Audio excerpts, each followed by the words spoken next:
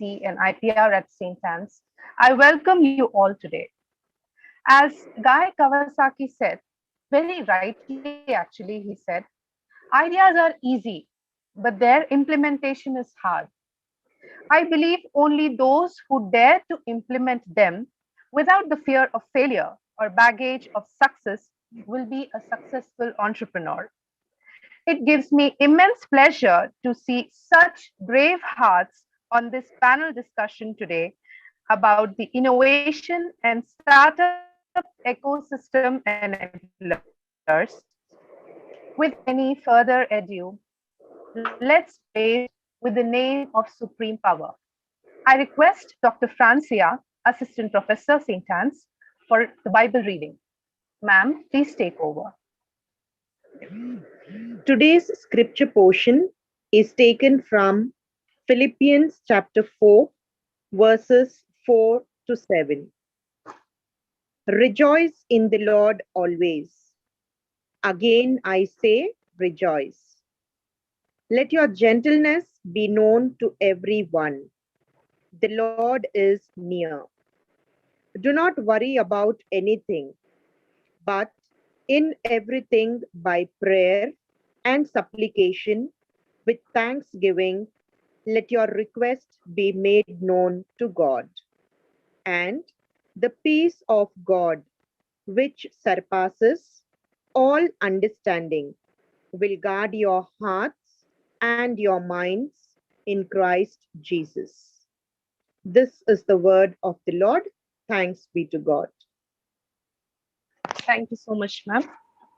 We'll move on swiftly to the college choir. It's a The prayer song.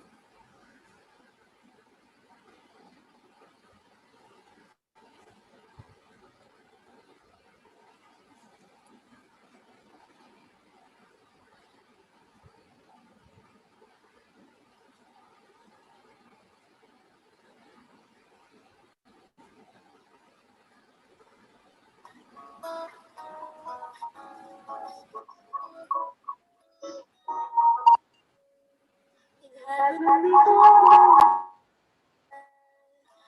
the light of life belongs to the Lord. No weapons fashioned against us can stand.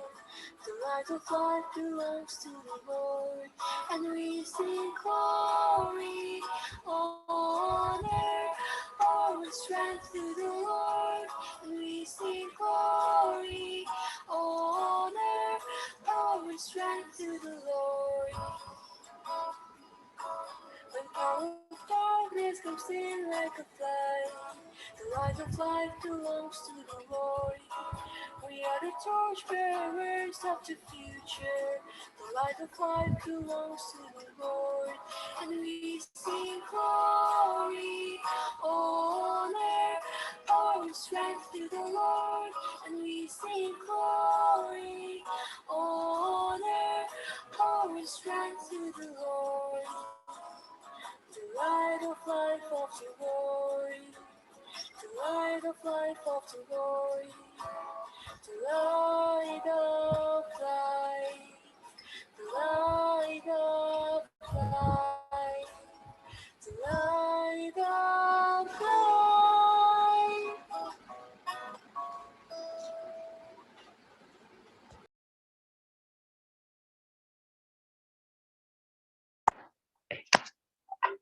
Now, I would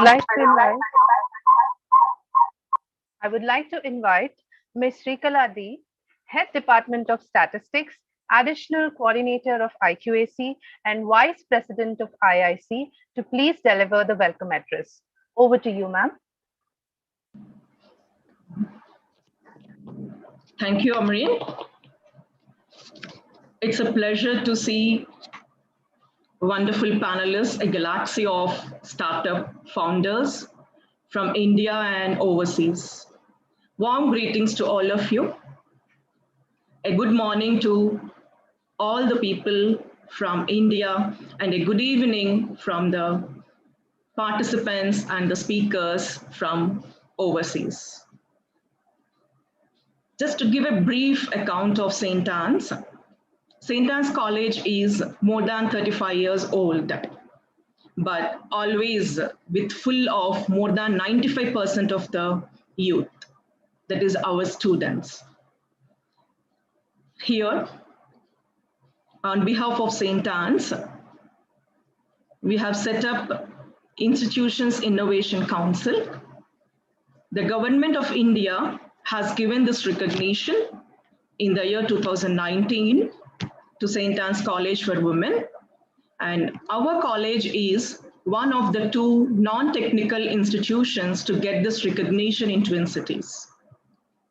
The Ministry of Education, Government of India, has established Innovation Cell, MIC, at AICTE with a purpose to systematically foster the culture of innovation, startup, and entrepreneurship in all higher education institutions. This was formed with a vision and in larger interest of the nation, making it Atmanirbhar, that is self-reliant, create more and new employment opportunities, and hence improve the GDP, gross domestic product, with which a country's economy is measured. It's a country's economic barometer. And there are many research studies proving this.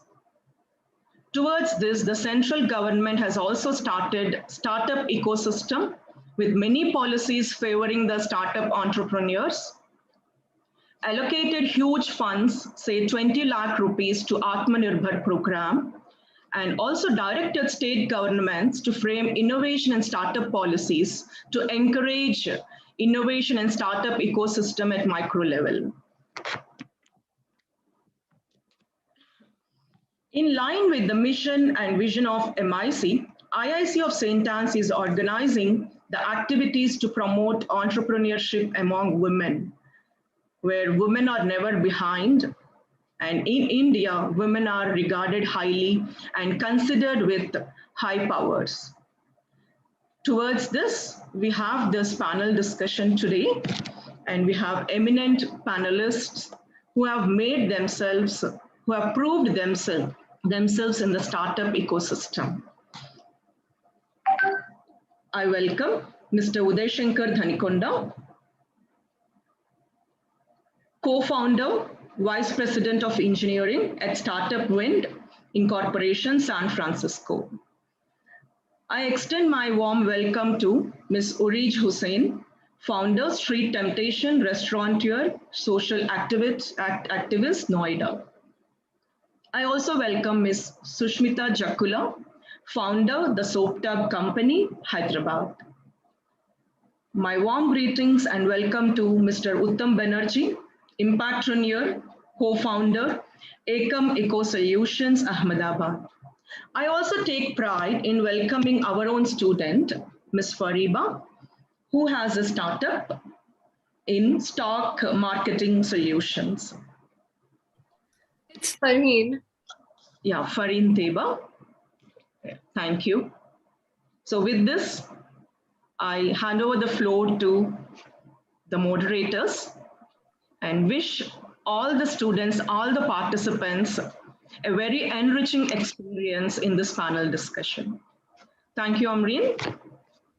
Thank you so much, ma'am, for the kind words.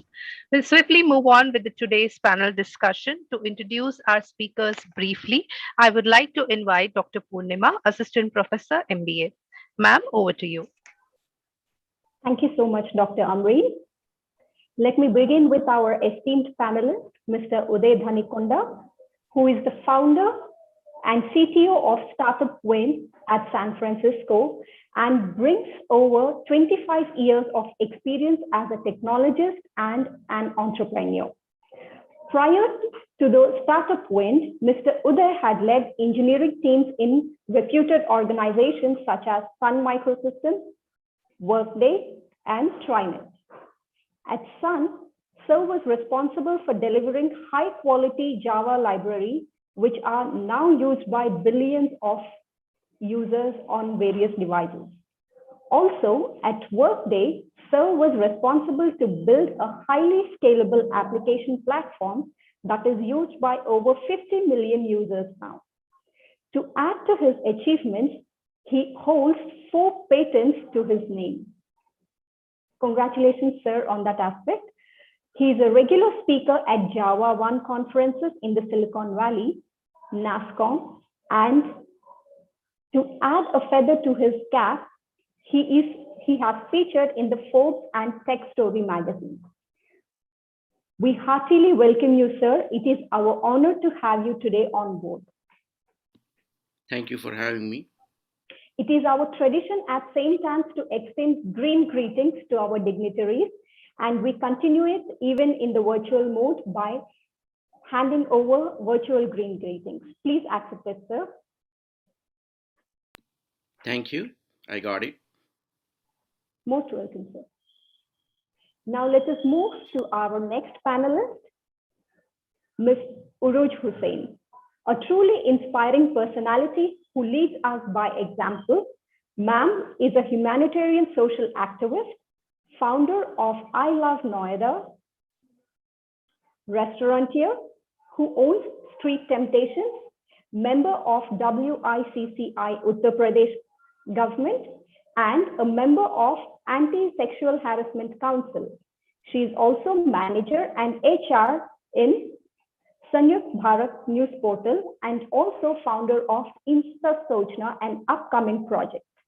Our pleasure to have you, ma'am, with us. Please accept our green greetings. Thank you so much, ma'am. Thank you. Most welcome, ma'am. Let us now move on to our third panelist, Mr. Uttam Banerjee, who is an impactinator and alumni of IIT Delhi. Mr. Uttam Banerjee took the entrepreneurial plunge in the year 2013. He was instrumental in bringing up Zero Door, a waterless urinal technology that has, over the years, transformed how washrooms are used across 500 large organizations in India and abroad, in turn saving billions of liters of water from going down the flush. Sir is keen on protecting environment and has been successful with introducing organic enzyme-based cleaning products through his startup venture, Acom Eco Solutions. Sir has been inspiring hundreds and thousands of students across India through his interactions. It is our honor to have you amongst us, sir. Please accept our green greetings. Thank you. Thank you so much for the kind introduction. Let me move on to introduce next panelist, Ms. Sushmita Jakula, who is a successful SAP IT consultant by profession based out of Hyderabad and a passionate soap maker.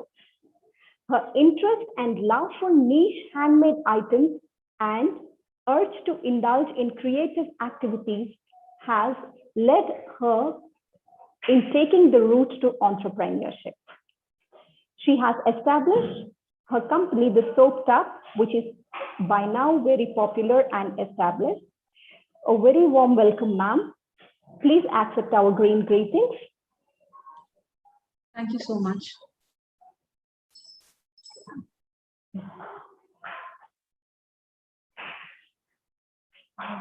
Ms. Sridevi is yet to join us.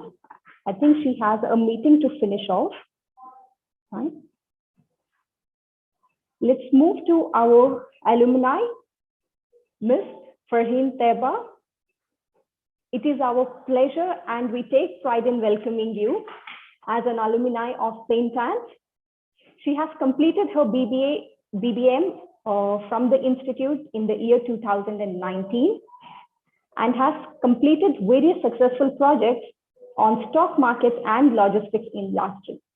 She's an excellent public speaker who loves communicating and interacting with people from the industry and academia and keep inspiring youngsters from all walks of life. She's the founder of Amigo Consultancy, which basically focuses on stock markets. We welcome you. It is our honor to have you. Please accept our green greetings. Thank you so much, ma'am.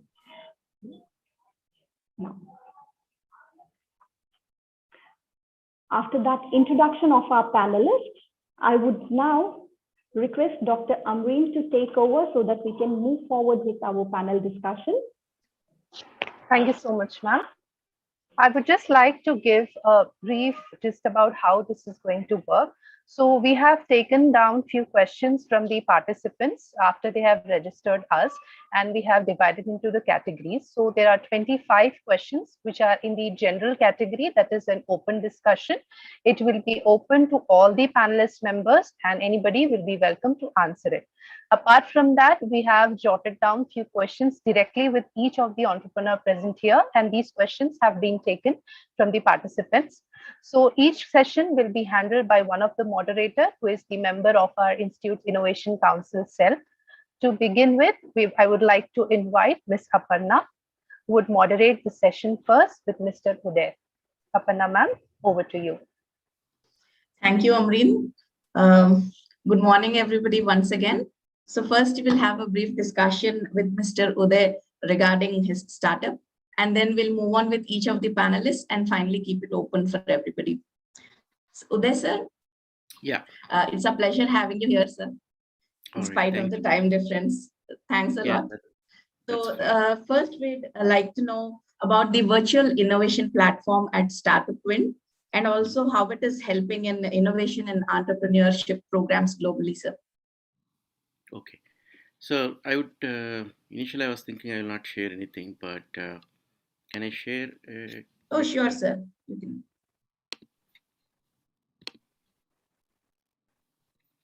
Can you see my screen? Yes, sir, it's visible. Okay. So basically I want to start with one small story, like how Startup Wind is impacting entrepreneurs across the globe, right? So last year pandemic, it was a horrible time for everybody who is in small business industry, right? So people are not going anywhere, people are not buying stuff. And here, this is a small story of a Navy veteran who had a furniture shop. And then this is what he said, like, I have spent 20 years building a job for myself, and Startup Wind has given me tools, path, and guidance to turn my business into a job in 8 weeks. So when we read this from him, we are in tears, like saying, okay, so we really are able to help people on the ground, right? So how he kind of got the help from Startup Wind platform. So there are a few things, like there was a program that started, like an accelerator, where all these people were part of it. And then during that accelerator program, they went through like how they can pivot their business, and they went through the ideation process, customer discovery, prototyping, business model canvas. And Startup Wind also has a lot of entrepreneurship specific courses on the platform. So we also have mentoring. So going through all this 8 week program, so he was able to then come up with some good ideas. Like basically, he came up with an idea where he can build some furniture which is kind of used for shielding people from like the plastic shields and all that. So he came up with that first, and then they created a furniture which can be kind of created. They can the molded furniture, right? So right now they can just bring in and then put the parts in together, and then they can use the furniture. So he kind of transformed his regular furniture store into an online business where he was able to change all these things. And I think the impact that created by Startup and platform, I think that's where I'm just trying to tell you. So, and also I want to share one more small story on this, like how we started Startup and, right? So what actually made us to start this. So any entrepreneur, if you ask them, like if they say that this is my first venture and I'm very successful, then there is something wrong with it. Like everybody has to go through several iterations, and then you need to find something which is near and dear to you, and then only you'll be successful. And even then there is no guarantee, right? So I have gone through myself like 7 8 small startups, and then finally we are we are able to succeed to certain level. And every time whenever we say that I want to do something, and especially in Bay Area, San Francisco area, they would say like entrepreneurship is a different breed, it's not for everybody. So that kind of challenged us, me and my partner. We said like, why it has to be a different breed? Anybody should be able to do entrepreneurship and then learn entrepreneurship, right? So if you look at our history, like 100 years ago, if somebody wants to go and get a degree, it's a big deal, right? So they have to really go a long way to schools and then get their studies, education. And around 70s, people were able to go to schools. Education is kind of available for most of the people. And then in 70s, if somebody wants to learn something that is not in their curriculum, they have to find nice articles or books or whatever, right? So, and then they have to go to a library to find stuff.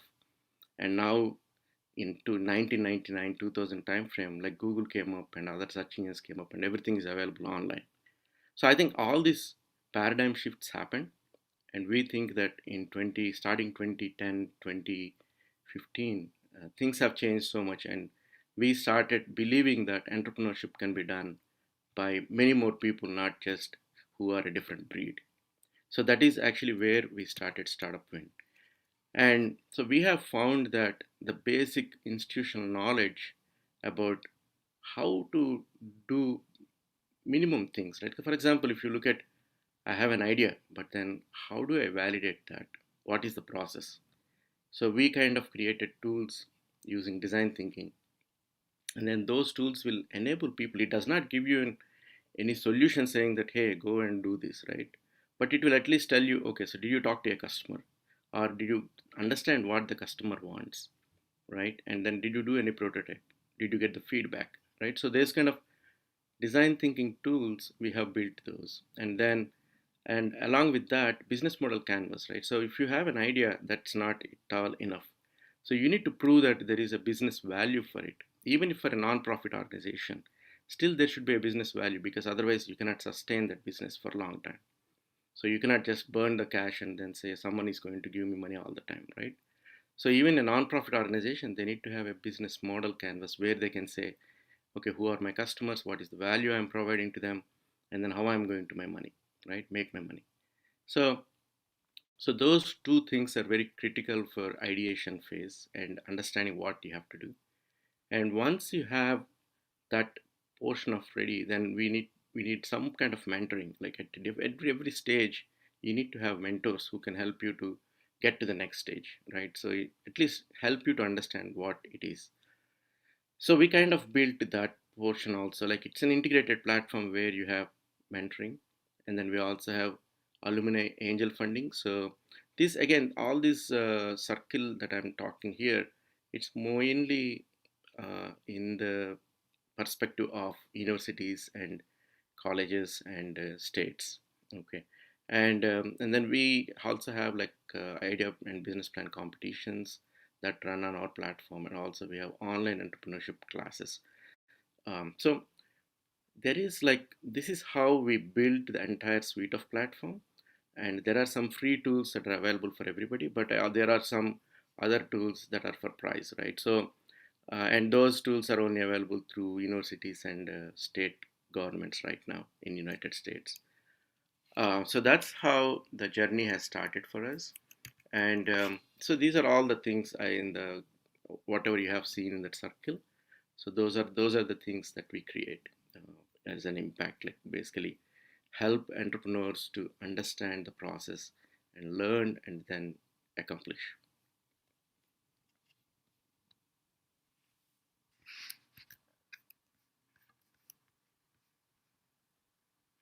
Any questions? Sir, thank you, sir, for that very, wonderful gist of the whole process, and maybe a small capsule.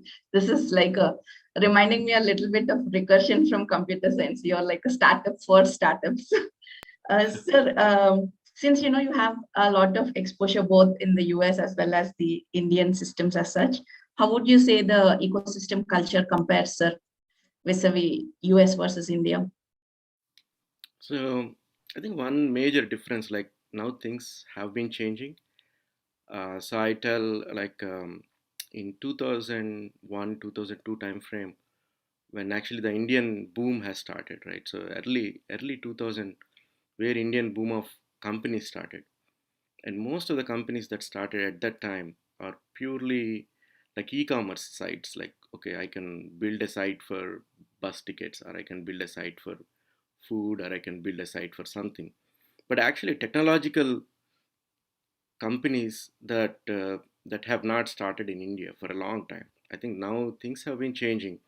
I think in the last decade, there are companies that are coming in with technological solutions, and then being trying to be like first that happens in India, right? So cloud technologies, I think, is one thing that started, and the way I think the shift that I see in India that's happening right now, I think it's really promising, and there are a lot of entrepreneurs that I tend to see, and we ran a big program in with IIM Bangalore, like women entrepreneurship program, where 6,000 women came onto the platform and they created 1,000 ideas, and it was a wonderful program which actually really gave us a lot of insights into how entrepreneurship has been done in India in the last decade, right? So I think, so one of the shifts that I'm seeing is like not just e-commerce related stuff, but now technology is also getting into the pipeline where in India. So that's, I think, very important, because as a company, as a country, if really we want to grow and we want to say that we are the next generation, right? So I think technological shifts and changes are very important. So that's one thing. And in US, it's a different ball game altogether, because I think always US led the innovation, because most of the top of the cream tries to come to US, and then there are a lot of opportunities. And if you look at the even just the venture capital market itself, right? So in US, it's a huge market, right? So there are like I don't exactly have numbers, but like $70 billion or something every year goes into venture capital. And now I think that's a huge difference, because I think even we have great ideas in India, but then sometimes there are no people to fund it, right? So I think that ecosystem is also building up in India. Like most of the big VC ventures, they have now venture capital firms in India. So there are a lot of paradigm shifts are happening, and I think at some point of the time, I feel that we'll have equal footing with like nations like United States. Sir, any specific takeaways in terms of, how things are done differently in other countries in comparison to India? To interrupt you and Mr. Uday, still, participants are messaging. I'm sorry, participants are still messaging that they aren't able to hear. Mr. Uday, can you increase your volume from your side? Any technical? Or a little louder, maybe speak. Are you able to hear me? That's Yeah, the question. I'm able to hear, but from 3-4 participants, I'm seeing the messages that it's too low. They are not able to reach. Your voice is not reaching. Anyway. Okay, I'll try to be even little louder. Yeah, thank you. Is it better? It's better. Yes, sir. Thank you. Okay. So I think the major, in terms of differences, right? So I have been like out of in India for almost 25 years, but I kind of worked with several people there over the period of time. So one major difference I see is like resources, right? So I think with the internet, those things are getting better. But again, like the availability of people whom you can interact with, I think that always makes a lot of difference. Like for example, when I have an issue, when I have to talk about something, it's much easier for me to find the appropriate person in here in Bay Area compared to if I'm sitting in Bangalore or Hyderabad or Chennai. It's going to be a little difficult, right? And also that's one thing. And then payback or giving back to the society, that concept, I think in India it's slowly establishing, and here I think there is that affinity is a lot stronger, like people who are in the same company or same university. So there is a lot of affinity there. So I think that there are those are the few things that I feel that are maybe a little different.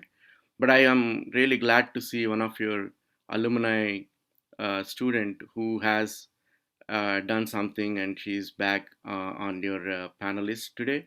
I am really glad to see that. I think that's where I think the real help comes into picture, because teaching is one thing and learning is one thing, but then actually going into the field and executing and learning different other things, that I think really makes sense. And while you can get that industry experience while you're studying, I think that always helps.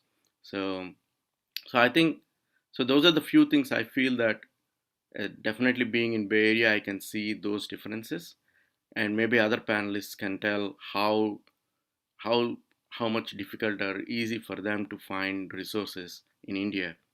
So, so that's I think that's one aspect I would say a little different than what's there in India and here. But again, nowadays it's everything is available online and people are available online. There are a lot of online platforms like Startup Win. Like not many people might know it, but so we have several mentors and several people on the platform. So yeah, there is a lot of help that is available through online platforms nowadays. Sir, so a question specifically, in terms of your startup, if some of our students do have like really good ideas, would it be, possible for you to help them realize that dream? So we have actually every quarter we have a virtual accelerator that we run. So we recently ran a virtual accelerator last quarter, and there were two companies from India also that got selected in our virtual accelerator. And so we have 8 week program that happens, and for second quarter, we are planning to launch some program similar to that. So I would be happy to inform about the details when that is available, and they can apply. And then if they are successfully like go through the process and get selected, obviously they will get a lot of help on the platform. Even before that, they could actually register themselves on the platform, going to our website, and then they can start looking into courses and trying to get some help through videos and stuff on the platform. That would be great, sir. So, we'll put them in touch with you a little later on once the whole panel discussion is done. One final word of advice from you towards, especially with respect to the student audience, sir. Yeah, so students, I think I want to just tell one small story of Steve Jobs. So, so Steve Jobs, basically, a lot of people might know about him, right? So he's the inventor of Apple iPhone, and he was inventor for MacBook, and there are a lot of other things that he has done for this world, right? So I think he actually uses one phrase: stay hunger, stay hungry, and then stay stupid, right? So basically, as long as you are hungry and as long as you are looking for finding something, and as long as you have fire in the belly, I think that's what is needed. And then it's okay to be a stupid or it's okay to be a fool, but then you just keep trying, right? So I think that is very important. And he also tells like few things that happen in his life where he thought like he was just doing them, but then in the future actually that helped him. And one of the story that he told was when he was actually going through college, right? So he didn't like it, but then he said like, okay, I don't want to do something which I am not liking. So he quit the college, and then he just went and did some calligraphy course. And that he actually told in one of the meetings, like that particular course has helped him to build the specific fonts for MacBook, which have become really like important in their life, right? So I think that's what people should, like all the students and entrepreneurs want to be entrepreneurs should be looking at those things. Like whatever the time you're spending on something, if it does not give you an result right away, don't be kind of feeling that, oh, I really wasted my time. You never know that that could become very helpful for you in future. So, and again, don't work on something which you don't like, because it cannot sustain, because you cannot sustain that. And a lot of startups fail for multiple reasons, and one of the reason is because okay, somebody said that that's a cool idea, let me work on it. And that will never happen, because you need to feel the pain, and then only you'll be able to really give justice to what you're working on. I think that's very important. So if you really don't love it, then don't do it. If you like it, then don't leave it. I think that's what I would say. Thank you so much, sir. sharing your expertise and all your experience with us. We'll come back to you towards the end once again for the open discussion, sir. Sure. Thank you. I would also like to welcome one of our other panelists from VHub, Ms. Sridevi. Please welcome, ma'am. I would now like to ask Ms. Amreen to take over. Thank you, ma'am. Thank you, sir, for this. We'll move on to our next panelist member for today, Ms. Uruz Sen. Ma'am, please unmute yourself.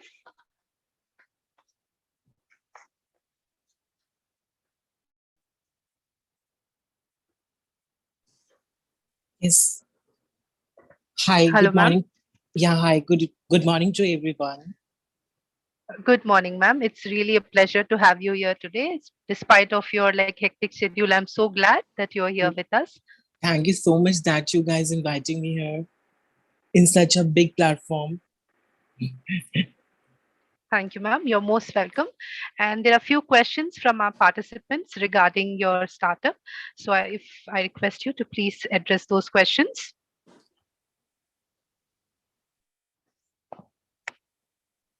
Can I go ahead, ma'am? Yes, ma'am. The first one is breaking the stereotypes. Of course, your journey is really incredible. It's an inspiration to millions out there. Did you get any seed funding or the investors for your specific venture, ma'am, regarding the street temptation? No, ma'am. मुझे कोई seed funder या फिर किसी ने help नहीं की थी. I did from myself only because I did my hospitality management. That time I thought कि मुझे कुछ अपना open करना like hotel or cafe. So I decided this for my venture. Yeah. Okay, ma'am. There's a very interesting question here. Street temptation has a very unique and different aesthetic appeal when people see at the website or they personally visit us. They are also you have pet friendly Tuesdays. So these are some of the very thoughtful strategies and ideas that you have opted. Could you please let our participants know that what is behind these thought processes and what behind such initiatives you have taken, ma'am? Yes, ma'am. Street Temptation, it's my restaurant and ये काफी ज़्यादा unique concept है because मैंने जब ये start किया था तो मैंने खुद से इसे decoration वगैरह and interior वगैरह कराई थी because मुझे actually बचपन से actually मैं confused रहती थी कि मैं fashion designing करूँ या फिर hospitality industry में जाऊँ. So I thought, but पापा ने hotel management करवा दी. So जो concept मेरा था बिल्कुल like ढाबा स्टाइल था, ट्रैक्टर था. वैसे तो मेरा कॉन्सेप्ट पहले ट्रेन का था बिकॉज ऑफ बट ट्रेन काफी कॉस्टली पड़ रही थी मुझे. सो आई डिसाइडेड कि मुझे ट्रैक्टर या ट्रक लेना चाहिए. एंड ट्यूजडे को पेट फ्रेंडली इसलिए था बिकॉज ऑफ कि दिल्ली एनसीआर में कोई पेट फ्रेंडली रेस्टोरेंट उस टाइम नहीं था. Like in 2019, and I have my dog and I love dog, so I thought कि मैं Tuesday को क्योंकि complex भी बन रहता था and काफी ज़्यादा spacious था, so मैंने Tuesday को ये like concept रखा था pet friendly का because मेरा भी dog इसी बहाने मैं अपने dog को भी लेकर जा सकती थी and yeah. Thank you, ma'am. Actually, that's a very sweet gesture for being a pet friendly restaurant. Very rarely we find the concept and very rarely people are open to it actually. Yeah. So I would actually appreciate you for this initiative. Moving on to the next question, our audience would like to know if you're planning to expand your business like a chain all over the country, and will there be any investors or co-founders or anything required for expanding to other states apart from your specific place, ma'am? Ma'am, I've worked very hard, like obviously, but Corona hampered my business so much, as you all knows. Because I started in 2019, then COVID hits on March 2020. Then after that, काफी ज़्यादा like last year मैंने खुद की तरफ से बहुत ज़्यादा मेहनत की थी. But the thing is कि अभी service is not, अभी operation is closed because of क्योंकि मैं अभी third wave में भी शायद third wave हो जाए तो मैं सफर नहीं करना चाहती. And अभी कुछ दिनों के लिए मैंने ऑपरेशन क्लोज कर रखा है just and yes of course मैं फ्रेंचाइजी वगैरह देना चाहती हूँ अगर कोई transgender because I am a trans person and it's the first it's a first restaurant owned by transgender women so मैं अपने कम्युनिटी के लोगों को like LGBT community plus transgenders को फ्रेंचाइजी दूंगी तो फिर वो भी हाफ रेट्स में दूंगी like 60 30-40% yeah. Thank you, ma'am. We'll move on to another question. It is regarding your new project, which is Insta Suchna. Would you like to tell us about it? Yes, ma'am. Because मैं lockdown में काफी bore हो गई थी and I am so creative और मुझे website पे कुछ ना कुछ करना बहुत ही अच्छा लगता है सो आई थॉट कि मुझे कुछ ऐसा ग्लोबली प्लेटफॉर्म क्रिएट करना चाहिए like for example RCVJ media so उसमें काफी वायरल मीम्स होती हैं एंड एवरीथिंग सो मैंने भी इंस्टा सूचना के लिए इसलिए इनिशिएटिव लिया दैट कि अभी it will like launch on 10th of July yeah 10th of July I will launch and उसमें पॉलिटिक्स भी होगा स्पोर्ट्स भी होगा मीम्स भी होगा and fashion foods travelling everything yeah and I'm starting my YouTube channel as well. Thank you, ma'am. One last Yeah. query. Is there any takeaway or would you like to advise our young student audience, especially regarding any of your ventures or about your journey? Anything, any takeaway? We'll be more than happy to listen.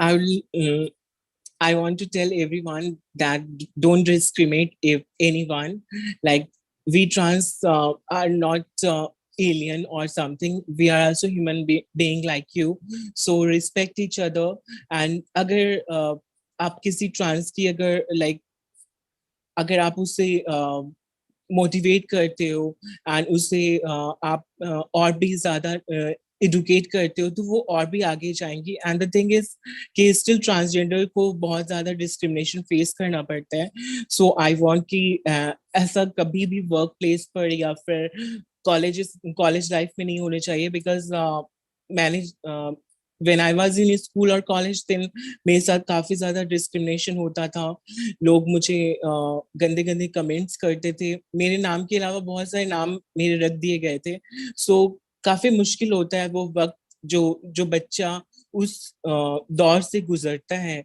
सो मैं सबसे यही request करना चाहती हूँ कि आप हर किसी की रिस्पेक्ट करो एंड जितना हो सके उतनी हेल्प करो उसके अलावा मैं ये भी कहना चाहती हूँ कि please follow my Instagram street temptation page and सारे स्टूडेंट को ये भी कहूंगी कि please visit to my restaurant on August you have to come at my restaurant या Thank you, ma'am. Thank you so much.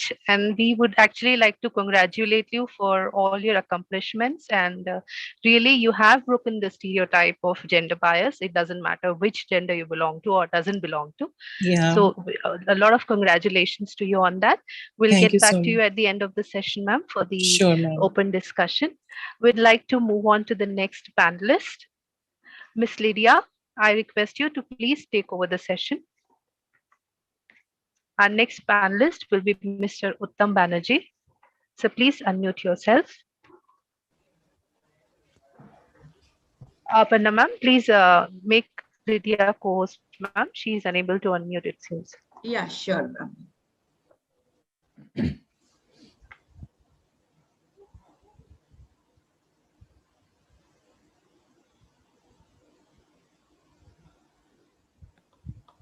Yeah.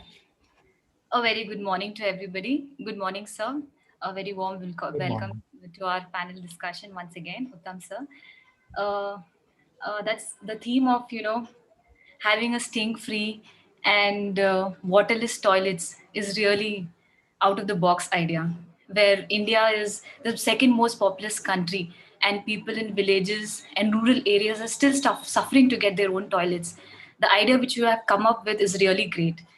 And it goes very well with our Swachh Bharat mission, which was launched in 2014, that we need to have toilets to be constructed in each and every rural area. Thank you so much, sir, for this idea. I think it will definitely reach out to each and every person in our villages and towns. Thank you so much. So the first question goes like, could you guide our students about how similar waste management ideas can be implemented? First of all, thank you for inviting me. It's a pleasure to be here. Yeah. You know, be it a similar kind of idea or any other idea, the whole objective, I mean, when we started, it started as a college project. It started back in 2009, 2010, if I'm not wrong. And the initial idea was very different from what we are doing right now, or what we actually started in 2013 as a commercial venture. The initial idea was to look at urine and feces, susu potty ko dekh karke, you try and see what exactly is the ingredient of that, and can you convert that so-called waste into a resource. That was the initial idea, and we did a lot of experiments. We worked with farmer producer companies, we worked with different institutions, experimented a lot, but it remained as a college project. We graduated from the college, we joined respective corporates. Some of us were happy in the corporate life, but at one point of time we realized that we did so much of work in these areas, in sanitation, waste management, water management, bamboo. I work personally a lot on bamboo and livelihood creation, but none of them actually came out in the market. And for whom actually we were thinking of designing those solutions, they did not get benefited out of those studies or research or outcomes. So this was 2013 when I sort of started thinking that what exactly can we do to bring those ideas into market, making them commercially viable.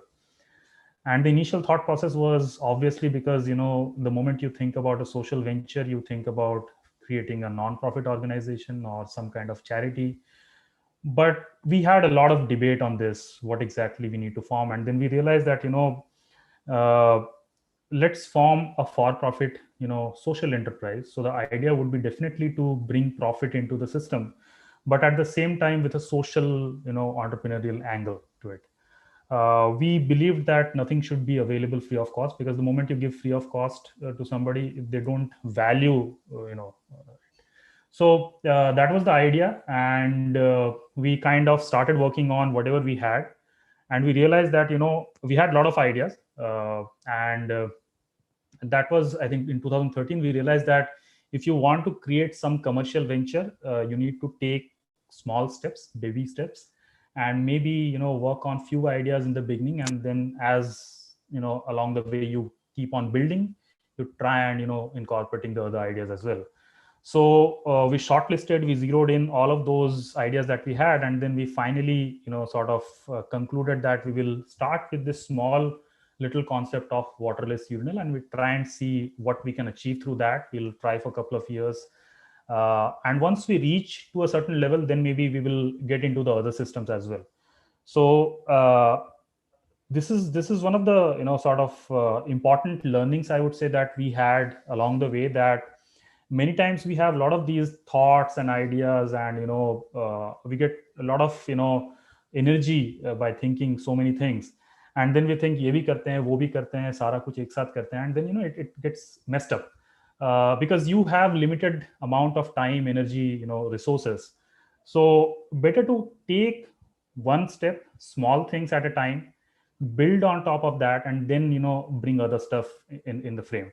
So that's one of the advices that I would like to give. Other thing is that waste management is definitely a challenging area. If you're talking about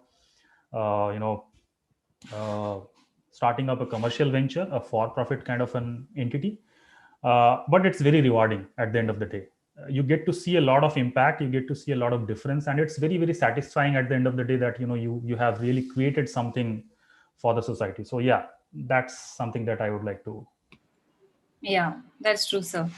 It is rewarding, and you'll also feel very satisfied at the end of the day that you have done something for the society. Yeah. Absolutely. The next question is, sir, could you share what were the challenges that you had faced during the initial days of startup to sell your products? in terms of challenges, the biggest challenge was to make people aware that this is a very, very important subject. Like sanitation, as you rightly said, this whole Swachh Bharat mission started off in 2014. We started our entity in 2013. That time it was called Nirmal Bharat, which was not very popular, not very known. And in fact, in my closed community, in my family and friends circle, when I shared that, I want to do something in this area, people were little, sort of doubtful and little skeptical that, you are an engineer, you did a mechanical engineering, you are working with an automotive industry, you are working with a well-established MNC with their R&D lab, and now you're suddenly, saying that you will work on pee and poo. So it was kind of a taboo, I would say, back then. It's still a taboo, but the biggest achievement that we had, I mean, I believe what we had with the Swachh Bharat mission is that it opened up a lot of conversations. People started talking about these things openly. I remember we were conducting some survey related to a female sanitation product, a female urinal. It took us around 5 years to develop that product. It is yet to be launched in the market, but the product is ready. And it started off in 2015, I guess. And back then, it was so difficult for us to, talk to the women, talk to the service people, talk to the staff or the users, ask them about what kind of challenges they face, what is their experience of, going into a toilet, what is it that they want, right? It was such a challenge to open them up and discuss about all of these things. Now I think with things opening up and people are getting more and more aware about these issues, it has relatively become much more easy for us. So that was, I think, the awareness creation was one of the biggest challenge, be it during the research process or be it while selling the product. Even selling the product, it's even more challenge because there is a transaction, commercial transaction, which is involved, right? So किसी के जेब से पैसे निकालना for a product which is considered a taboo is lot more challenging. So yeah, that was one of the most challenging part. The other challenging part was to create a team, form a team who is ready to work in these areas. As I said, the challenges that I had faced with me, similar challenges are being faced by people who come here and work for us, right? So I remember there was a lady in our team, in our sales team, and that was quite shocking for me. I was not expecting that kind of a response from her, but she actually sort of applied for a sales job at our organization. And when I called her, the first question I asked is, do you know what exactly we do? And you had applied for a sales profile, so in this profile you may have to enter into the men's restroom, because we are not yet into the female sanitation system. It's mostly catering to the men's restroom. So are you okay with that? And she happily agreed that I'm okay with going anywhere, wherever I can learn and grow. So that, and she was one of the star performer. she was with us for like 3-4 years. So yeah, but finding that kind of a talent is a real challenge for us. Yeah. Okay. So do you get any funding, sir? Did you get any funding initially, and how did you secure it? For first 3 years, we were bootstrapped. So we didn't take any funding for the first 3 years. And it was all, so the whole idea, from day one, was to bring in sales and try and see if the operations can sustain with the sales that you are bringing in. The whole idea was to make it a self-sustainable kind of model. It was, I think, in 2016 when we took the first round of funding. Yeah, that was the only funding that we have received so far. Even now, we are trying to make it a self-sustainable model wherein the whole operations and the whole expenses are being covered by the sales that we do. Okay. Yeah. And the next question, sir, what are the similarities in Indian and African market that led you to expand your clients in Africa as well? I would say there are a lot of similarities in the Indian and the African market. When we were starting up, as I said, the first product that we launched was a waterless urinal. And a waterless urinal, we launched this product, or I would say, designed this product in 2010. But this concept was available for like last 20-25 years in the market. And this concept or this product was developed by mostly the European or the American companies. And when it is developed in that part of the world, the whole user that was kept in a mind was, based on that particular geography. But if you look at India or Africa for that matter, the kind of behavior is very, very different. The moment we enter a restroom and the way we behave when we are inside the restroom, one typical behavior that we found out in the men's restroom specifically, the men out there in the platform would agree. uh, the moment we enter, we spit into the urinal, right? We urinate, and then before coming out we again spit into the urinal, irrespective of whatever is there in the mouth. Right? So many people also smoke. We are on the phone while we are urinating, so urine is splashing everywhere. So the aiming is not proper. So there are a lot of things. These are very, very small behaviors that are not being taken care in the products that are designed outside India. And when we looked at these aspects, I mean, that was primarily one of the reasons why those products, when they're launched in India, actually failed. And we tried incorporating all these behaviors in our product. And when we looked at African market, we found out that the behavior is more or less the same, and the same kind of parameters can also work out there.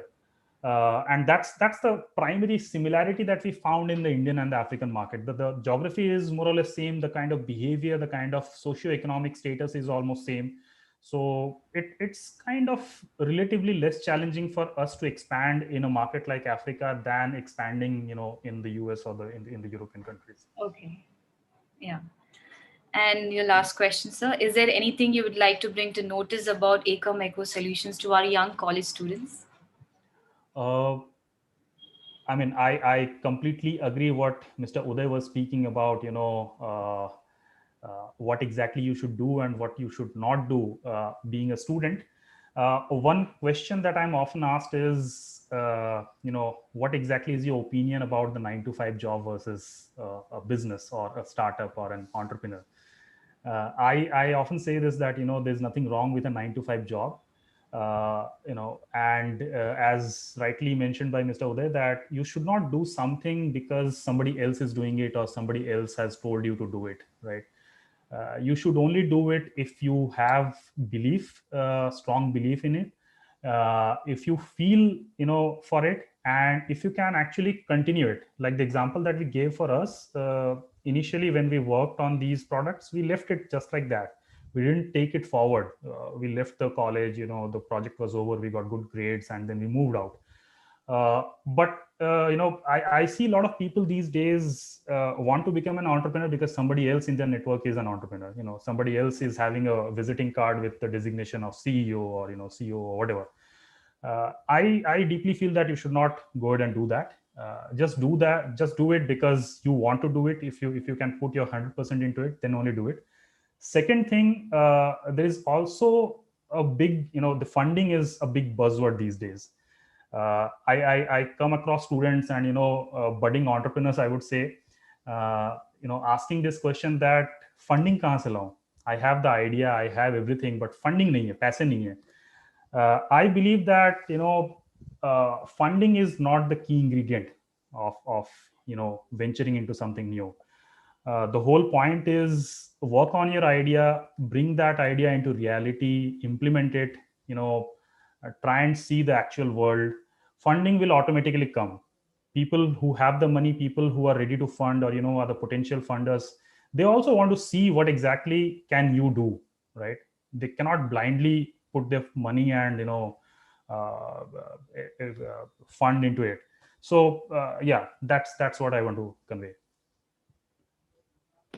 Yeah, thank you so much, sir. That was really nice. And I think we should install your device in as many schools and colleges as possible so that everybody becomes aware of it and starts using it. Absolutely. Pleasure. Thank you. Yeah. Thank you, Lieutenant Lydia, and thank you, Mr. Uttam. Actually, this was not the part of the questions, but there's just one doubt I would like to bring to notice. Since we have Miss Uruz here, she will be able to tell you that they usually face a lot of issue when it comes to going for sanitization, because they don't belong to like specific particular gender where they have to go. So, is there anything that eCamp Solutions can do for the LGBTQ community regarding the sanitization? Yes, of course. I mean, that is one of the projects that, as I mentioned, we started off 5 years back. It's a really challenging area, I must say, because talking to people, understanding their experiences and problems is very difficult. And it took us around 3-4 years to understand that, to find out what exactly people are looking at and what is the problem that they are facing. Like one small example that I would like to mention here, when we were working on this, sort of specific urinal, we had this misconception that women get UTI because the seats are soiled. When we talked to a lot of these women users, they said that we get these UTIs because the seats are soiled and it's dirty and not cleaned. But when we talked to the doctors, they said that UTI happens not because of the soiled seat, but because you are sitting on that seat, and when you are urinating, the urine actually makes contact with the inner surface of the pan, and then it splashes and comes back to your body. And what happens is, because the same pan is being used for both defecation and urination, so there is a lot of contamination that is happening.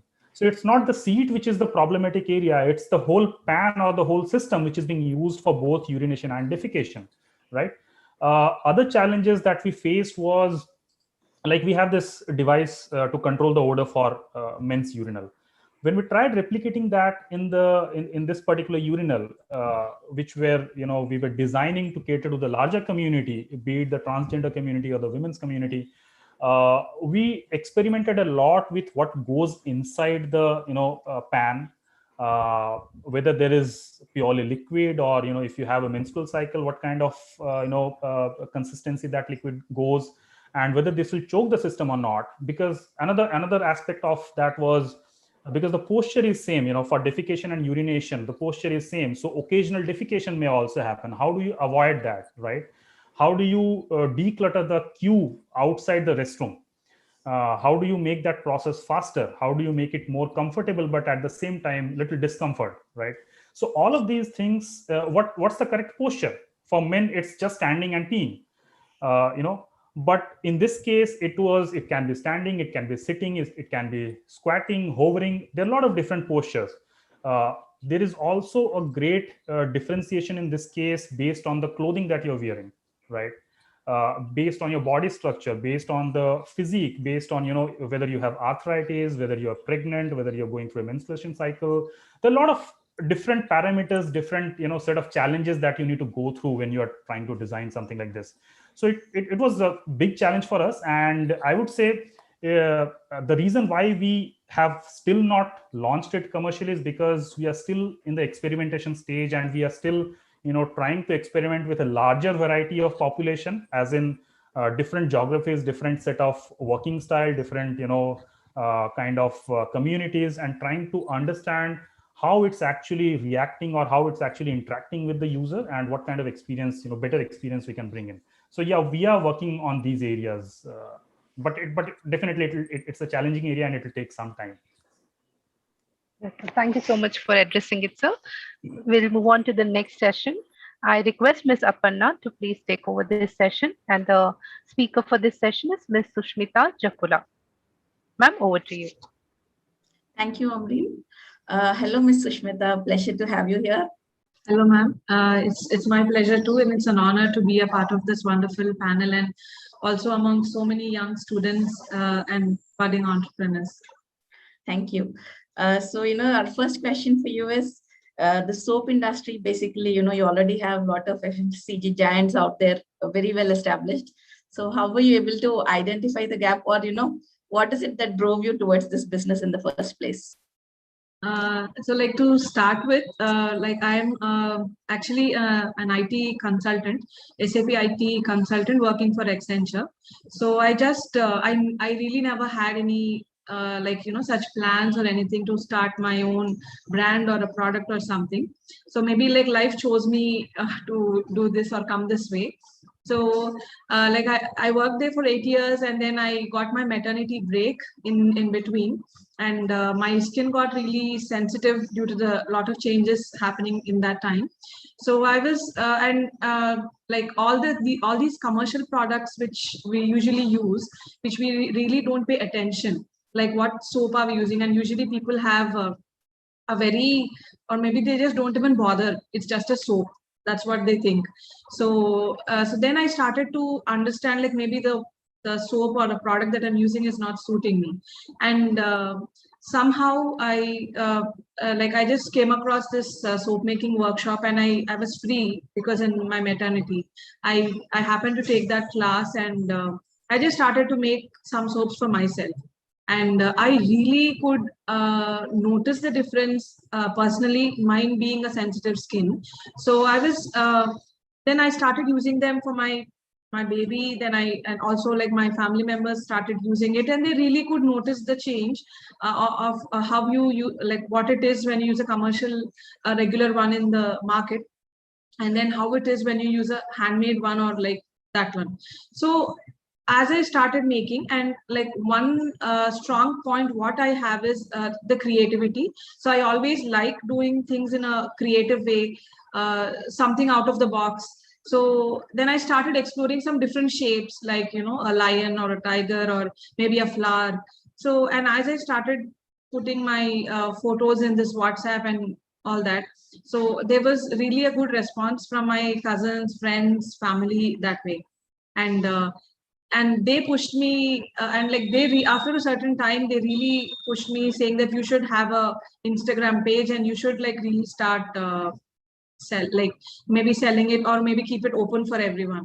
So but I was really having zero confidence, or I mean I just like I don't know anything, that's not my subject, that's not my area to even to explore. So but then like I really started from level 0 and from the scratch, and I'm not a business like student or anything. And I don't have a business family background too. So I started learning things, I started exploring things, and I really there's a really lot of self learning which we have to do for all this. And that's how I started the page. Then what happened was, I noticed usually first thing is nobody pays attention to a soap. Like there is a very less quantity of people who really pays attention, like okay, or maybe take that shower or that bathing time like a given proper time. Yeah, so like most of them will be like, oh, I just have so many things to do and I just have to just take shower and rush. That's what we usually think. So and then I noticed that usually in our Indian market, we see the regular very big giants of soap brands that we have, and uh, and like they are very regular, very boring in terms of looks or in terms of usage. So and then usually even if we go to a dermatologist, he writes a soap, use this, it doesn't dry your skin, like that. So and then so I thought, like, why not make it interesting? When I see a lot of positive responses and with the soap shapes, the colors, the patterns, or a soap looking like a watermelon, or a soap looking like a mermaid. So that's how so I thought, why not make a soap which actually makes people surprised, is it a really a soap? So then I really, and with working on my creativity, and me also being tired of my 9 to 5 job, like, which is very mechanical. So I really got a creative outlet to just work on this aspect. So that's when I thought, with the current market situation or the current market scenario, so maybe just letting people know that there are a lot interesting stuff, and then maybe you can make your shower time or a bathing time more interesting. And so that's how it started. And also another new aspect what I thought was, why not gift this to someone? So with this I also started making gift hampers, so of different themes, like if there's a kid's birthday or maybe and the party theme is a mermaid theme or an ocean theme or a sea creatures theme. So then I make different variety shapes of soaps in that way, and then make it as a gifting hamper. And also, like, if there's somebody who likes a Royal Enfield bike so much and who wants to gift, and I'm sure like 8 out of 10 people usually opt for this like regular gifts, like wallets, perfumes, or something. So I thought like we'll have to I really feel in India we like in the past what we notice is there is not much awareness and value for handmade items, or like something really out of the box. That is what I noticed. So I started also spreading, like also started awareness about how important it is, like what actually goes through a handmade product, like what when you're making a product, you're making a soap, so how much effort and time it goes, and then how much value it has, and then also like, and how important it is to buy to shop from small businesses, and how it impacts. So like it's been 3 years that I started this soap tub company, uh, and then I just literally went with the flow. I just started taking down, I started noticing and observing how people are reacting, or how people are welcoming this new concept, and that's how I thought maybe we have to show a different side of soap, actually. That's a very interesting journey. And I think, it also resonates very well with what Mr. Uday was mentioning in the beginning, that, as long as you have a very good idea, or you have a good solution for a problem, the remaining steps of the entrepreneurial journey, you can probably pick them up, as long as you have the basics right. Yes. One question, I think, you partly answered that, but maybe, a little bit more detail. How is social media helping you, in doing this much more effectively? Like, to be frank, social media is the only place at the moment majority of us, or majority of little small business entrepreneurs are really reliable on. So we use that, like it's like a virtual shop for us. We technically don't open a shop and sit there, but we actually sit in that social media accounts, and then we show what we got, what we have, and then we show people how it is used, how to make it, and then so it is really been a very powerful mediums for us to improve, or at least to even start. Yeah, and not just not just starting it. Apart from starting it, you also should also be smart enough to do things in a creative way which catches the attention of the third person or the customer. So so in the current social media scenario, there are a lot of new things, lot of new updates happening. So there is some or the other new thing which keeps coming up. So like in Instagram, there's a new concept called Reels. So when it came, I really was like, do I have to again learn this? And but then I really was wondering, how do I use this for my soap business? So then I started making reels about how to as in, like, while making a soap, like just a small process of making a soap, or maybe a packing an order, or maybe a collection of soap. So in this way I started trying to like, imbibe this, like just connect the reels social media part and also my business part. So one thing is, being innovative is always required, and you have to be open for like many new things to learn. Even after 10 years of your business, you still have to learn new things. But like most of us really can't do now without a social media. It connects people from all over the world. That is one very powerful tool, actually. When you made this whole decision to probably quit your job, it must have been a very tough decision to make. So, what was the kind of thinking that went into that? So, so the first thing when what my father or my cousins or my family or husband reacted was, what, like, are you really gonna like start selling soaps, leaving your 9 to 5 IT job? That is what they really said. So like one thing what I would emphasize is like the just to continue my business, I really didn't leave my 9 to 5 job. So it was a time where I also had to take care of my baby. So it was like also a personal and a professional decision. So, but really, there were like a lot of questions and eyebrows raised that you have lost your mind to think of it also, and then leaving such a good career. Like I was in a team lead level when I had to leave my job. So, but then I somewhere deep inside, I know that I can do it. I mean, it's a calling from inside, and you have to really listen to yourself. But also, thankfully, I don't have a financial burden depending on me. Like I have to, like my family is like really dependent on my income. So that was one major like factor that you have to see. Like when you're planning to leave your job, and I also advise all the students or whoever is like in this same boat, that please do not leave a job because somebody else is doing it, or please do not leave a job because it sounds very fancy to tell. So always check your current situation financially, and also your family situation, and also assess yourself, like can you run your life for at least certain time and would your business flourish in that time to handle your expenses and family expenses.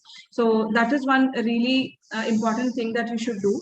And also what I did was simultaneously while I was working, I was also working on my business. So I really established to a certain level. I don't say that I'm like completely established, but also I started the journey. So there was some revenue being generated, like definitely not the amount of my IT salary what I got, but still there is something happening. So, and also it's foolish to just completely stop what you have and then like start working on the idea that you have. So try to balance it, and when you think that yes, now it is also safe to leave my job and concentrate on my business, then it is good. Yeah.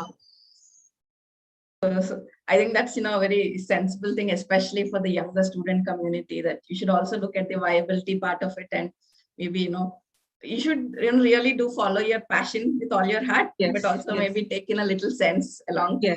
Yeah. One final question for you, Ms. Sushmita. So are you planning on diversifying, or what are your plans for expansion going forward? Like my idea for expansion is, at the moment when it comes to social media, I'm reachable to most, like majority part of the like population, and mostly in India. So I'm already open for for pan India shipping. So that is one thing. And second thing is, I also want to expand in a way that like I want to in the handmade section, I really want to expand that and get back to the basics of what skincare is. So like if you see, there's a lot of revolution in skincare, and a lot of new items, new things keep coming up every single day. So but I strongly believe that instead of going to the chemical based skincare products, and that's how our grandmothers and great grandmothers have lived so beautifully without these skincare products. So I really want to get back to basics and bring back that skincare in a good old way, but still useful for us. That is what is my like how I just want to inculcate this handmade skincare products and like natural skincare products into our everyday life. It's been a pleasure talking to you, Ms. Sushmita. Thank you. Back to you, Amreen, for the rest of the session. Thank you, Ms. Aparna. Thank you, Ms. Sushmita. I would also like to bring to notice I'm one of the loyal customers of Ms. Sushmita's fancy soaps. So I really like them. We're waiting to try them out. Before moving on to the next speaker, there has been a request from Ms. Uruz, who would like to interact with Mr. Uttam regarding certain issues for the eCAM solutions. Sir, would you like to answer the query, sir? Yeah, sure. Ms. Uruz, please go ahead.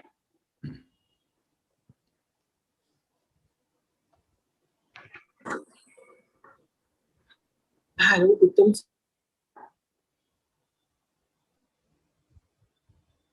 आपकी आवाज mute होगी. No, it's fine. Yeah. As I told Amreen ma'am that we trans also face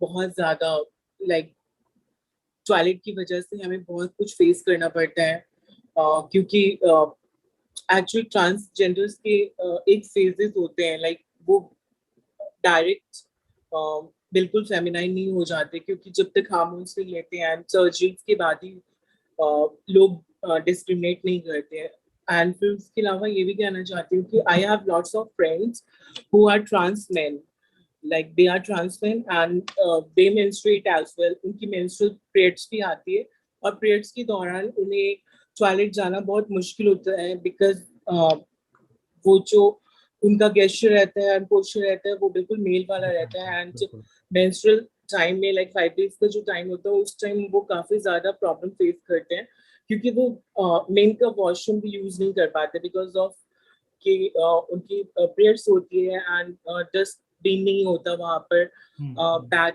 throw करने के लिए बहुत सारी चीजें होती है सो मैं चाहती हूँ कि गवर्नमेंट को एक ट्रांसजेंडर्स के लिए सेपरेट टॉयलेट रखना चाहिए क्योंकि बहुत जरूरी है क्योंकि ट्रांस मेंस आर मेन और बट उनकी अगर सर्जरीज होती है तभी वो या एंड इंडिया में सर्जरी काफी कॉस्टली है सो उन्हें बहुत कुछ फेस करना पड़ता है सो आई वांट कि आप इसमें कुछ हेल्प करो I completely understand that ma'am and मैं समझ रहा हूँ जो प्रॉब्लम्स हैं and thank you for raising this you know मैं आपसे और डिटेल में बात करना चाहूँगा may be on a phone और समथिंग किस तरीके से इस चीज़ को हम लोग यू नो सॉर्ट ऑफ एक पहले तो मुझे ऐसा लगता है कि एक अवेयरनेस इसके ऊपर क्रिएट करनी चाहिए कि this is also a segment that people should you know focus और इसके ऊपर भी लोगों को तवज्जो देनी चाहिए कि ये भी एक यू नो एक समाज का ही अपना एक पार्ट है जहाँ पे लोगों को इस तरीके की परेशानी आती है जिसके बारे में लोगों को पता ही नहीं है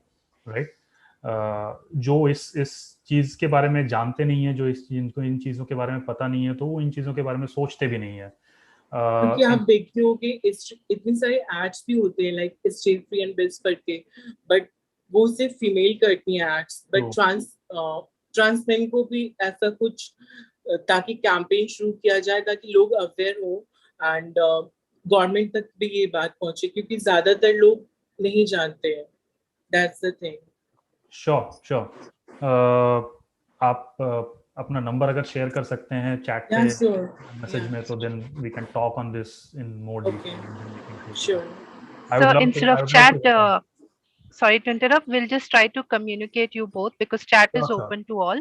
No so problem. number is not safe there. So we'll just try to get in touch both. Uruz ma'am, is that okay? Yes, ma'am. Please, because number will be viable to everyone after it goes in the chat. So I think it's not safe. No, that's perfectly fine. I would love to work on this, ma'am. Thank you so much for raising this. Thank you, Uttam sir, and thank you, Uruz ma'am, for getting it into notice actually, because many of us are not aware of this. There is an immediate need for like awareness regarding this, and definitely I'm sure you have spoken to the right person, because the whole purpose of this discussion is to talk about different issues and how we can work on it. Thank you, both of you. We'll move on to the next session. The next session will be moderated by Ms. Poppy, and we have Ms. Sridevi from VHub Telangana as our speaker. Ma'am, over to you. Poppy ma'am, can you unmute yourselves?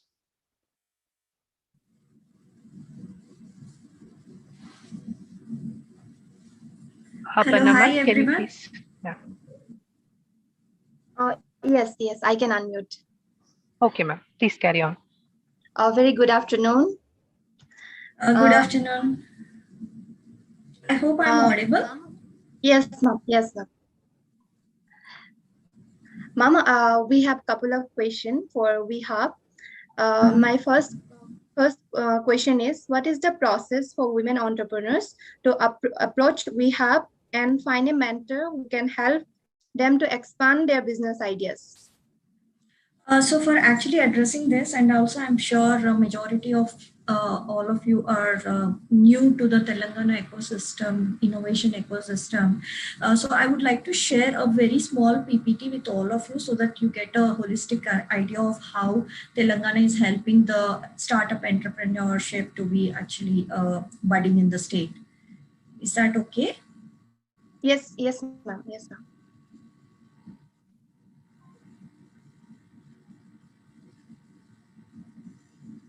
Is my screen visible?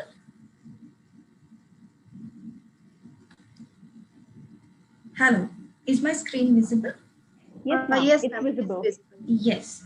Yeah. Firstly, I would like to thank St.Ann for giving us the opportunity to interact with the students as well as the faculty here.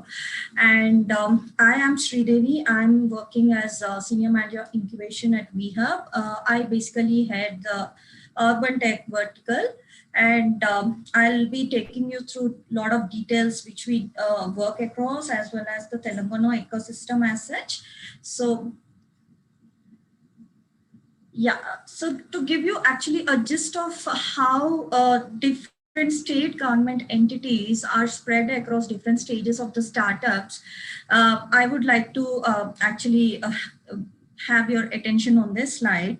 So whenever a startup wants, whenever an entrepreneur wants to come up into the entrepreneurship journey, so they might be having some idea and they might want to take it forward, but a lot of times we might not be having that prototype facility where they can actually go and have the prototype developed, or else they can actually get the guidance on how to take things forward from there. So that's where there is a entity from state government side known as T-Works, which actually helps and enables the entrepreneurs to take their idea to prototype stage. And coming to the research side, there are two specific wings which are again from the Telangana government initiative. One is RICH, which is a research wing, and it deals with a lot of problems, and it actually makes it actually converges the industry expertise and the startup expertise and the research expertise at one shot. And the other one is the emerging technologies wing. And once you have all these the research part is done and your prototype is there in place, then you might need some more members to be added to your team to actually take it forward. So that's where you might need some skilled team members for your particular startup, and task actually comes in here, as well as it actually helps the startups to get their human resources also from task. So basically task trains all the all the students and those who are actually looking for upskilling and reskilling themselves to gain new technologies knowledge. And going forward, we have once the team is also formed, then and your prototype is ready, you might want to proceed from one stage to scaling up stage. So that's where you need a hand-holding support. With the help of an incubation center, this can be actually addressed. So for making that happen, we are having two incubation centers.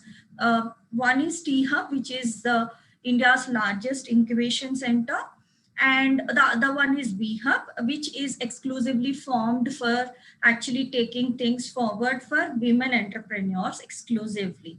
So going ahead, at VHub, I would like to dwell a bit deeper into the scope of work, what we do. Here we majorly deal with three types of entrepreneurs. So the first set, as I already mentioned, it is about the urban tech incubators or the women entrepreneurs in tier 1 and in metro cities. And the second segment are those women entrepreneurs who are residing in tier 2 and tier 3 cities. And the third component is the student entrepreneurs. So we have specific programs actually to engage the students and to inculcate the entrepreneurship in them. So we basically address these three segments in with these three verticals. The first one is the pre-incubation phase, wherein the startup or the participant comes in with an idea, and we take that idea till the prototype or at least a proof of concept stage. And the second stage is for those who are having an idea, my minimum viable product or prototype, and they want to scale up. So let's say if someone wants to scale up from 1 to 10, then incubation is the best support which they can avail of. And for acceleration, it is basically for those startups which want to grow further and want to raise funds. So this program is basically focusing on raising funds and investment oriented. So at VHub, we do these three main interventions. Of course, not these are not the only things, but these are few of the things in many interventions what we do. The first one, as I already mentioned, the incubation support.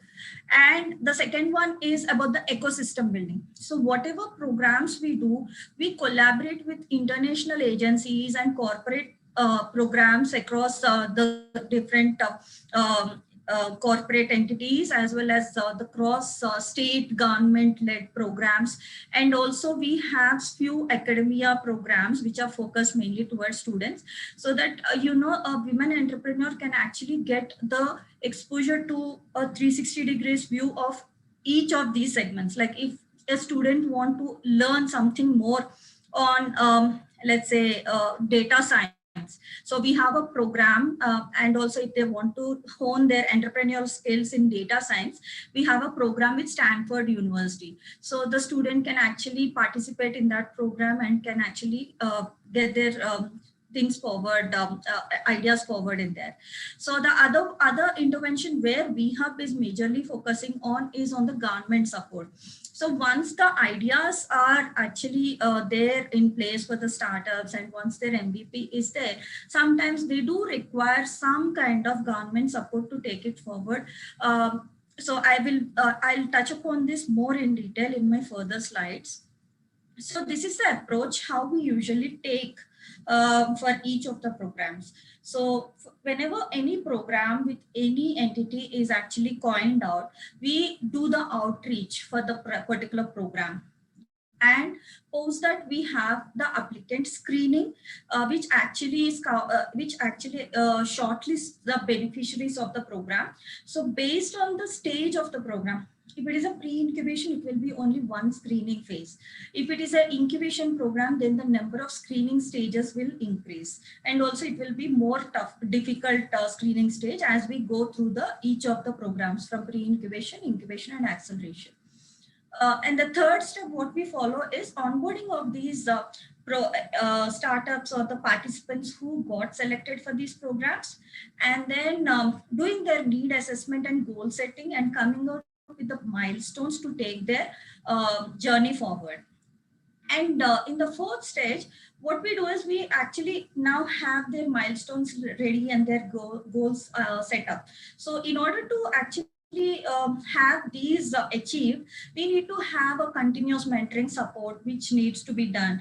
And there also is a need of different interventions in terms of like market linkage support, as well as technical mentoring support or connection to different technical entities in the state.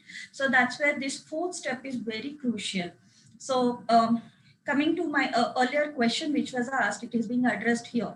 So whenever any student entrepreneur, or for that matter, any entrepreneur comes, so they basically will be going through this phase of need assessment and goal setting. So as per their goals, we will be assigning the mentors so as to make them achieve those goals. And going forward, the fifth step where we majorly concentrate is on the monitoring and evaluation, and then feedback on each of the goals and each of the interventions what we do. And yeah, so this is a detailed strategy what we follow for actually reaching out to the pool of entrepreneurs and participants for each of our programs. Yeah, this is a very important slide where it shows the applicant screening process. So for pre-incubation, in order to take it from idea to prototype, the selection method is mostly on telephone, and the committee members are also the internal member as well as one external mentor. So the basic criteria for this particular stage is, what is the innovation in your idea? And is it a feasible and viable idea? And is it a scalable idea? These three are the main parameters which we see for selecting into this particular stage. And going forward to the incubation, the selection method is mostly on the pitching. The first level screening will be done again internally, and we will also bring in 2-3 other external experts. And the second stage, the startup which got selected has to pitch in directly to an empaneled committee. So the selection committee here, as you can see, it is having the investors, mentors, and industry experts. It's a very varied group, which is actually having stakeholders from all the segments. And the major selection criteria for this is we do emphasize more on team here, and what is a novelty, and if they have actually reached an MVP, and what is their revenues which they are getting it, and the customer base which they have. And going forward to the acceleration phase, again, this stage is also more or less similar to the incubation model for the selection process. Whereas the selection criteria, we will be mostly focusing on the investment readiness and what is the market valuation. And as I mentioned, the parameters will be more focused towards funding. Yeah, once the here in the chart above, it is showing the process, just the few steps which we follow for each of the startup once they enter into the program. So as I mentioned, once they are done with the need assessment and goal setting, they will do certain business development trainings. And then we do mentor and mentee connects and some exposure visits. These mentor and mentee connects are as per the need and as per the goals which were set by the startup and by us. It's a mutually agreed goals.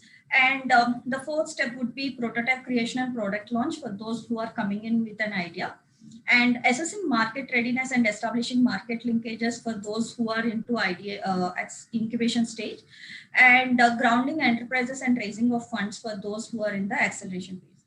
And these are the major anticipated outcomes which we look at for actually assessing the success of each program. So we have 3 different types of incubation, usually which any incubation center would take forward. The first one is a physical incubation, and the second one is co-incubation, and the third one is virtual incubation. In physical incubation, you majorly get access to the physical resources of the incubation center, like co-working space and the labs, whichever they have, and the manufacturing support. And in the co-incubation, this majorly is applicable for those programs which are run between 2 entities. Let's say we have one program which is being currently running with Government of Gujarat. So Government of Gujarat and Government of Telangana, they came together and they have started this program known as Venture, WENTURE, Venture. So through this program, we are actually having startup exchange between both the incubation centers, so that the startups actually can get a flavor of what is happening in Gujarat, and also they can get access to Gujarat market. So likewise, we have co-incubation programs which are in pipeline with Assam, Jammu Kashmir, Kerala, and Uttarakhand. And the last incubation type is virtual incubation, wherein the physical space and all the other physical resources which were mentioned won't be there. The startup can be anywhere in India and they can access the incubation facility. So coming to the monitoring and evaluation, these are the key KPIs which we track for each of the startup. So basically the team size, and if they are able to procure any licenses, and if they are able to get any new IP, at least apply for any IPs, and number of customers which actually they got increased from the stage where they entered and from this to the stage where they are into, and any brand or line extensions which got added to the startup, and so on and so forth. Yeah, so I would like to leave the audience with this particular slide, so that you know this can actually make them think in the perspective of an entrepreneur. So I was actually going through a paper which was written by Adam Grant. I'm sure majority of you must be knowing him. So he was actually discussing about different modes of thinking which are best suited for different solutions. So as you can see here, these four are the different stages which an entrepreneur might be traveling, and sometimes it is a back and forth among two stages. But yes, these are four broad stages which are given, and for each of these stages you might be sometimes required to be a preacher. A preacher, it's like here the what the author wants to say is, it's like always you're right. So we don't think beyond saying that all you are right. So yeah, let us take it forward. You are right. And there is one more mode of thinking which is known as prosecutor. So this kind of personality, it always says that you're always wrong. So instead of actually trying to gauge what is right or what is wrong, this personality or this mode of thinking will always make the other person look as if they are on the wrong side. And there is one more thinking mode, which is a politician mode. So it's like this kind of person will say that, yes, you're right. And yes, I'm also right. So we all are correct. So whatever we are doing is correct. So, I mean, like working with startups, I have found that majority of the startup traits are falling in either of these modes of thinking.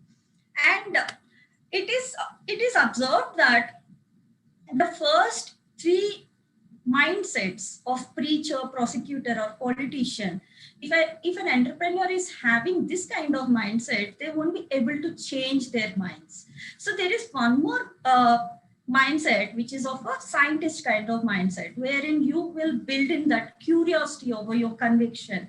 And this kind of mindset will actually make you validate your hypothesis. And if there is any change which needs to be brought into, you will actually go back and you will again work on the hypothesis.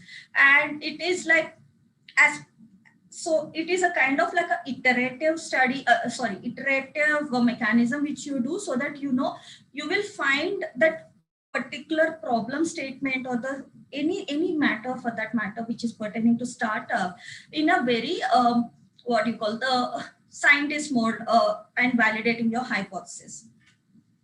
So these are few tips which I want to leave the audience with on how to become a scientist. So please spend less time in arguing and more time in search of smart new ways.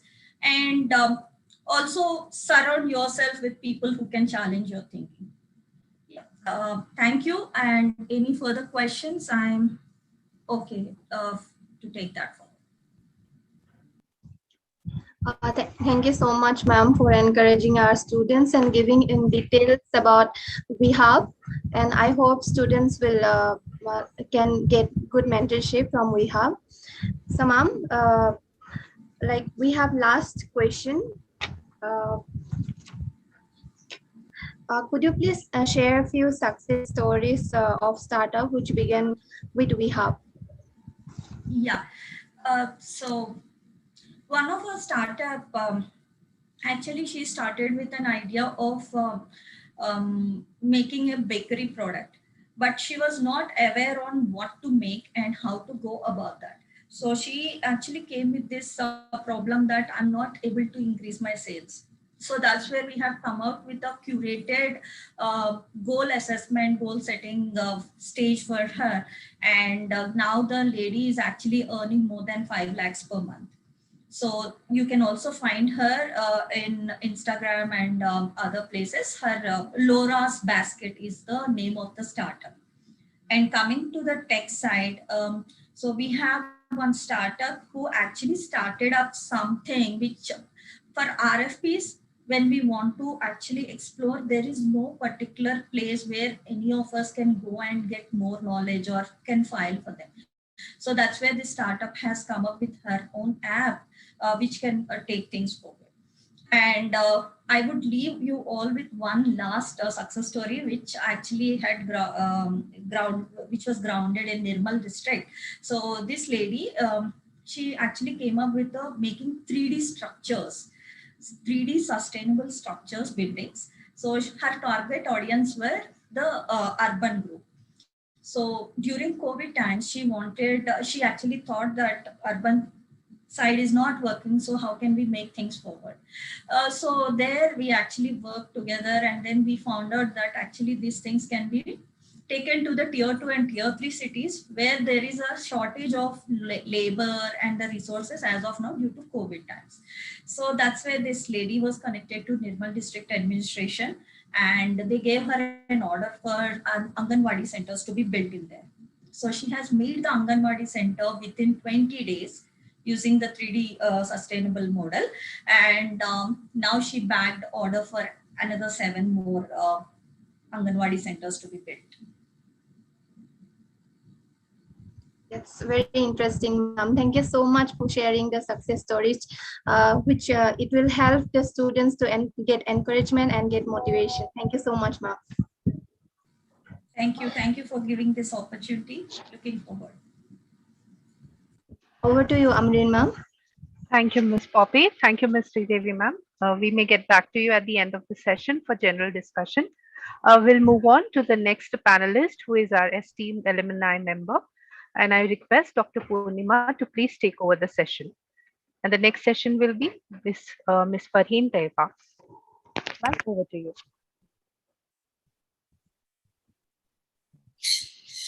Thank you so much, Dr. Amreen. Right. Well, Ms. Farheen? Yes. Right. We'd like all our participants to know what were the realities that you faced after moving out of the institution while establishing your startup. First of all, thank you so much. Yes. Yes, please go ahead. Yeah. First of all, thank you so much for the lovely introduction. And yes, I'm an alumni of St.Ann's. And the realities of starting a business, I'll tell this because I think a lot of students watching now would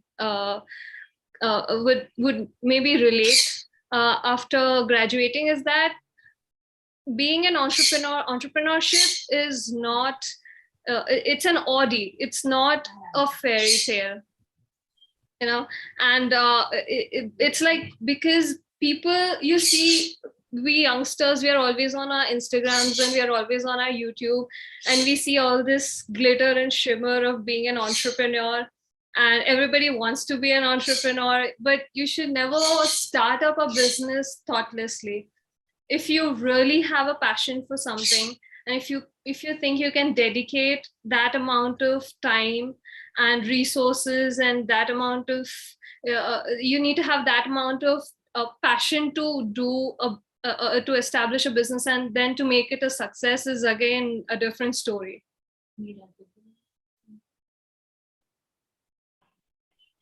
Right. Well, all of us are only talking about the challenges that we are facing during this pandemic.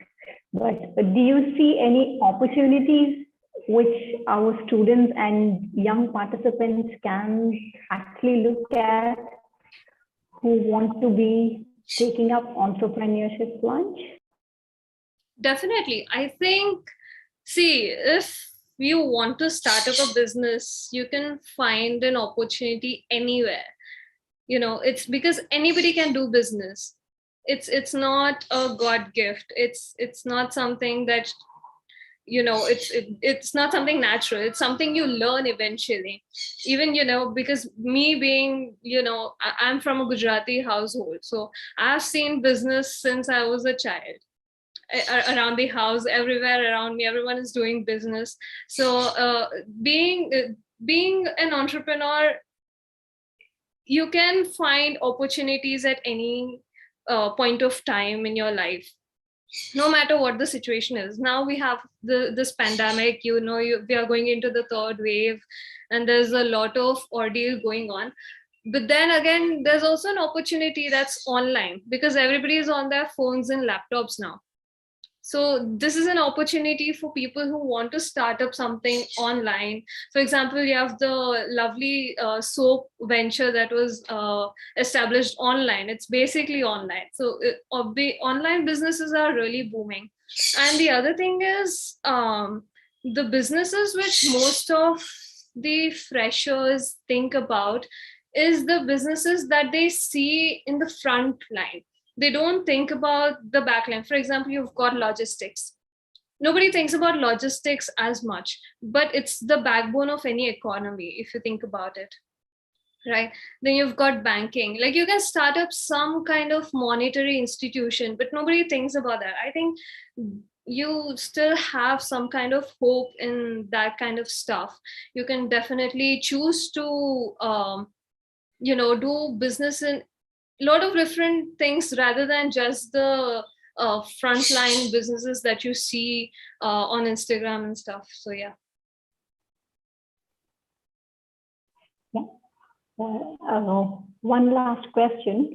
What made you choose a startup consultancy? What were your strong reasons, apart from your own interest in stock market and logistics as a student? Anything else that has motivated you? Definitely. The thing is, I love public speaking. I love public speaking so much. And I have been speaking since I was a kid, since school, even in college. And the thing was, when I was studying in St.Anne's, I used to do a lot of lectures. I used to give lectures to students about, stock market and what you should do and what you should not do, and all these PPTs and stuff that all us business students do. And students actually started enjoying it, and they started showing a lot of interest, and I used to get a lot of questions that how am I supposed to invest in stock market, and how are you earning so much, or like what was your biggest profit. That question, तो everybody wants to know, like सबसे ज़्यादा पैसा आपने किस stock में कमाया, या फिर अगला stock हम कौन सा ले. Everybody wants to know all that. And the thing is, like, I cannot guarantee कि आपको पैसा मिलेगा. Come on. But then people started asking a lot of questions, and I was like, why not make a business out of it? And as I said, I love speaking. And St.Anne's has helped me in a way because, my after graduation, I was invited as a guest lecturer a couple of times to St.Anne's, and that sort of sparked the idea. I already had the idea, but I just needed a push. And when I was invited to give a guest lecture, I was like, I should really do something about it. And then in 2020, I started up this firm, and of course, it was not a thoughtless startup. I definitely put in a lot of thought in it, and that's how I started the business. And it's not just about earning profits. For that, I can do other stuff. The consultancy I started was for the main reason was because I want to help other students like me, or the girls in our college. They really want to know, and they really have that kind of passion to do something. I've come across plenty of juniors who want to do something in their life, and they come up to me and they ask me advice, and I consult them. And even today morning, a girl was asking me about stock markets, and what is this week's lucky charm stock and stuff like that. So I do get a lot of students who come up to me and ask me questions. And I think opening this consultancy was mostly something, it was like a platform for students to show their interest and do something about it, because people don't want to risk their money. It's their savings. And I would gladly help students to properly invest their money. Or if the students are finding it difficult to document something, if they want to study abroad, I help them with that as well. So there are plenty of things that I help with to students. Sorry about that. So yeah, that's the reason why I started the consultancy. Right. Thank you so much. Thank you so much, Farheen. I'm sure your juniors and our student participants from the institute would definitely get motivated from you, and they would definitely think of entrepreneurship as an alternative rather than just looking at the routine 9-to-5 jobs or waiting for a company to come and hire them. Exactly. The thing is, for their employment. Yeah, I'd like to just add one more thing.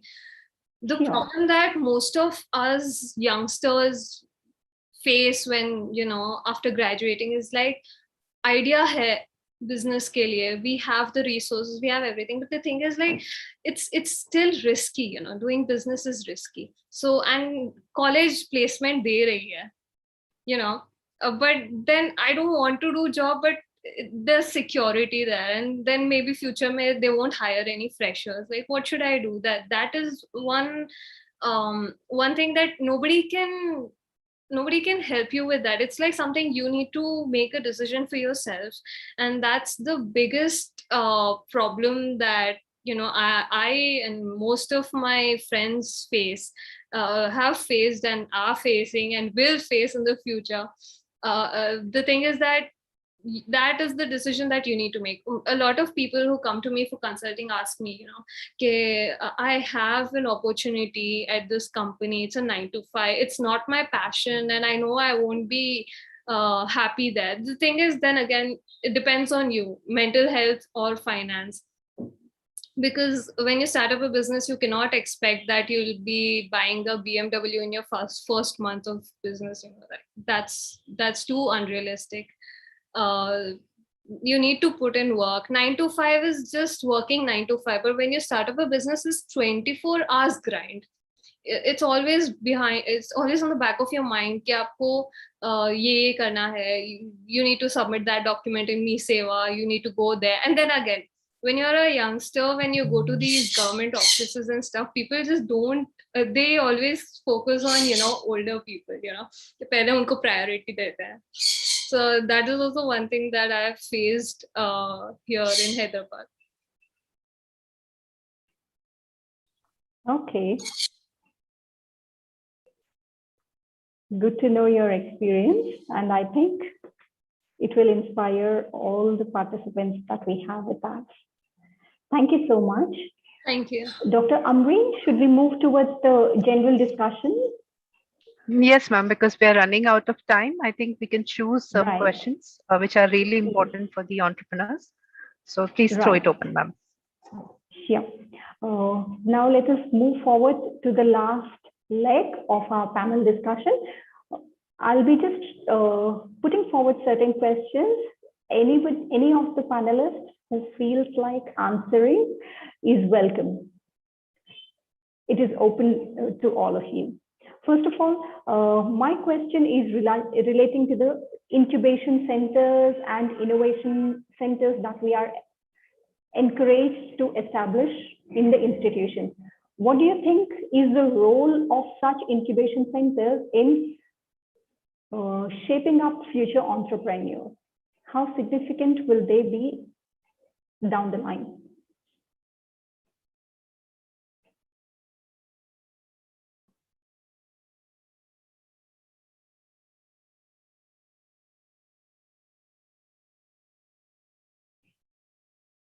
Any of the panelists can answer the question.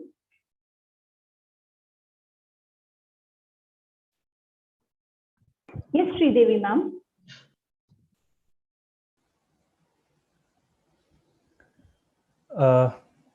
Can I say something on this? Definitely, sir. Yes, Mr. Uttam. So we were a part of the IIT Delhi's incubation center when we started up this venture. We were there for 2 years, and definitely it helps you a lot being at the incubation center with a lot of things. Like, for example, the first and foremost thing that I got benefited with is the kind of networking that you can have. Whether it's the networking with the investors, whether it's the networking with your fellow entrepreneurs, you can learn a lot of things from interacting with the fellow entrepreneurs. So many of these budding entrepreneurs or people who have just started up will be sitting next to you. So they are also going to face the same challenges, or they're also going to be on the same path as you are. So it's a great opportunity to learn from each other, a great opportunity to interact, expand your network. And Apart from this, a couple of other benefits, I would say tangible benefits that we could get from these incubation setup was the kind of help that we got in terms of accounting, in terms of legalities, in terms of IPR related issues. Also, you'll be fortunate if you are incubated at a place where you can get access to a lot of labs and facilities where you can prototype and all. So yeah, these are the things that you can definitely expect, and this helps a lot at the beginning stage.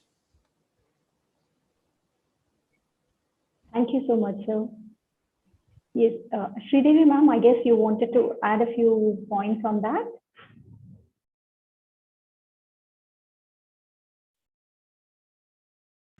Yeah. So in order to add more onto this particular answer, which was shared by Mr. Uttam, yes, networking is one important area which the students can actually leverage upon. And the most important thing where the incubation centers in academic institutions, which will help the students is about honing their skills, which are required for the industry as such. So by actually starting earlier with the startup, they can work on few important aspects, like what should be a digital marketing strategy should be for making your product reach to your target group, or else what should be your operational strategy, or what should be the human resource strategy, how you can plan your human resources. All these things can actually be learned before you go into your industry. So that is one important aspect which will actually help the student entrepreneurs to grab a few aspects. And other than that, one more area where the incubation centers in academia can look into is faculty entrepreneurship. So there are a lot of schemes and government related funds which are actually addressing the faculty entrepreneurship. So, if a faculty is coming up with their own startup, then students also will get motivated, and also the faculty entrepreneurship can create more avenues of employment and more avenues of innovation in the college.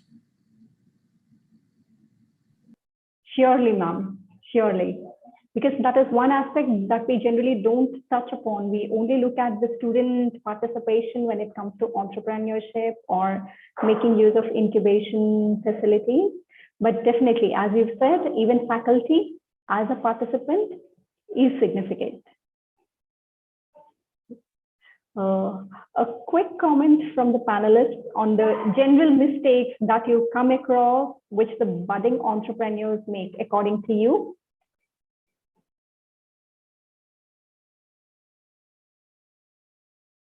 May I answer this one? Absolutely. Okay, the first and foremost mistake that most of the freshers and entrepreneurs make is that you start the business thoughtlessly and you think that you can do it as a side grind. It will never be a side grind. It will always be the main hustle, because otherwise it won't go successful, or you might lose your money. So if you want to start up a business, then you should think about that. And the second thing is partners. When you're starting up a business in partnership, then you need to have that kind of sync with your partners, because otherwise your partners will leave you and you'll be in a pool of debt.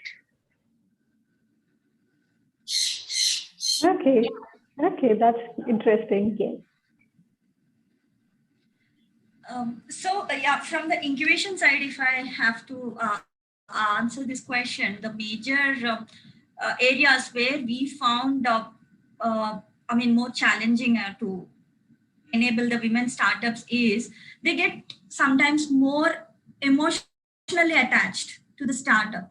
The feedback, whatever we give, or sometimes the interventions, whatever we suggest, that might or might not be in the emotional way what they're thinking. So I request all the student entrepreneurs here to actually be impassionate towards your startup, and if something is said by some investor or someone for that matter, please take it as a very constructive feedback and work on it.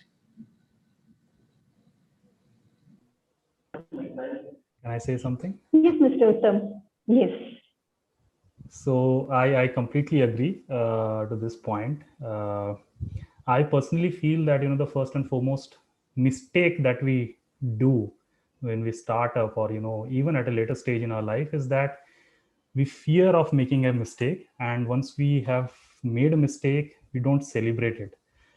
This is a big difference that I saw in the startup culture when I was in the US, in the Silicon Valley. I was there for some time, and there's one of the basic differences that I saw is that they definitely they really celebrate their failures. They really celebrate their mistakes. They talk about it, they learn from it, and they build upon it. And here, most of us get disheartened the moment we make a mistake.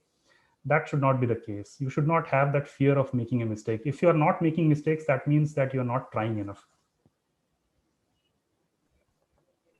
Right. Point taken, sir. Yes. Well, quick comment on the ethical issues or the ethics which a entrepreneur should follow, the basic ethics that would help the entrepreneur as well as the business that he is going to establish.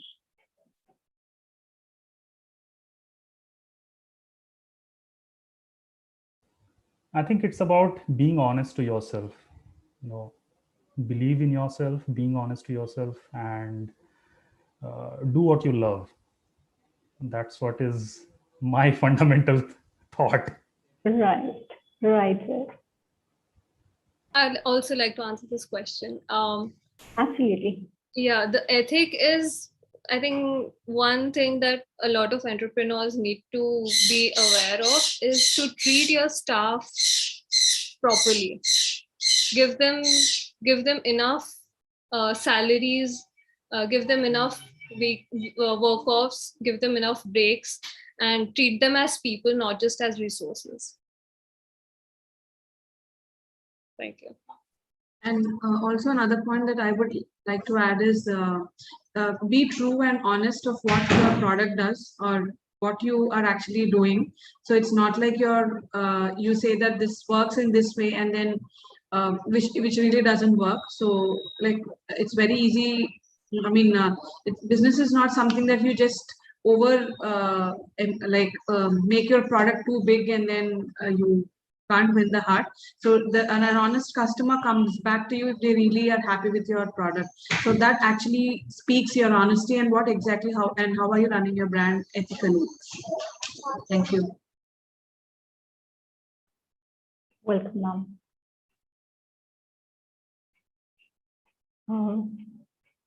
One last question. What is the role of PR? Because we get to see PR activities happening by major corporates. So what is their role in establishment and in the success story of a startup? Do they have a role to play, or if yes, to what extent?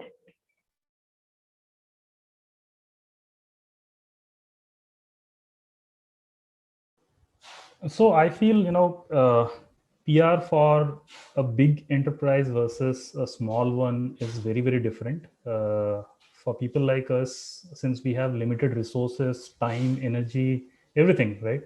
So we need to sort of find out creative ways of doing that PR. So PR to me basically is to reach out as many people as you can, bring that awareness, create your expand your network, and use that to scale up your firm. But being somebody with limited resources, you need to think of creative ways, like the way Soap Tub is doing, right? Ma'am talked about reaching out to people, reaching out to customer, bringing sales mostly through Instagram, the social media. That is something that we can definitely leverage. And even on Instagram, you see so many profiles, you see so many businesses flourishing, and each one of them has different strategies. Each one of them has different sort of creative ways of doing it, right? So that is something that I feel that you need to be much more creative than what a big organization. You cannot afford mistakes there. Right. And Purnima? Yes, ma'am. Yeah, actually, Miss Uruz and Miss Sridevi are saying that they are not able to unmute themselves. Can you I'll facilitate? just check, ma'am. Yeah, We would. did it, ma'am. Yeah, I did. Yeah, we did it. And I'd like to tell ma'am, workplace बिल्कुल harassment free होना चाहिए, ताकि किसी भी gender को लेकर कोई भी डिस्क्रिमिनेशन फील ना करे किसी को. And obviously staff guest is like God. जो कस्टमर होते हैं वो गॉड की तरह होते हैं, तो हमें अपने कस्टमर्स को बहुत ही अच्छे से ट्रीट करना चाहिए, नॉट लाइक कि वो मेरे कस्टमर है तो बस अपना सामान बेचना है और या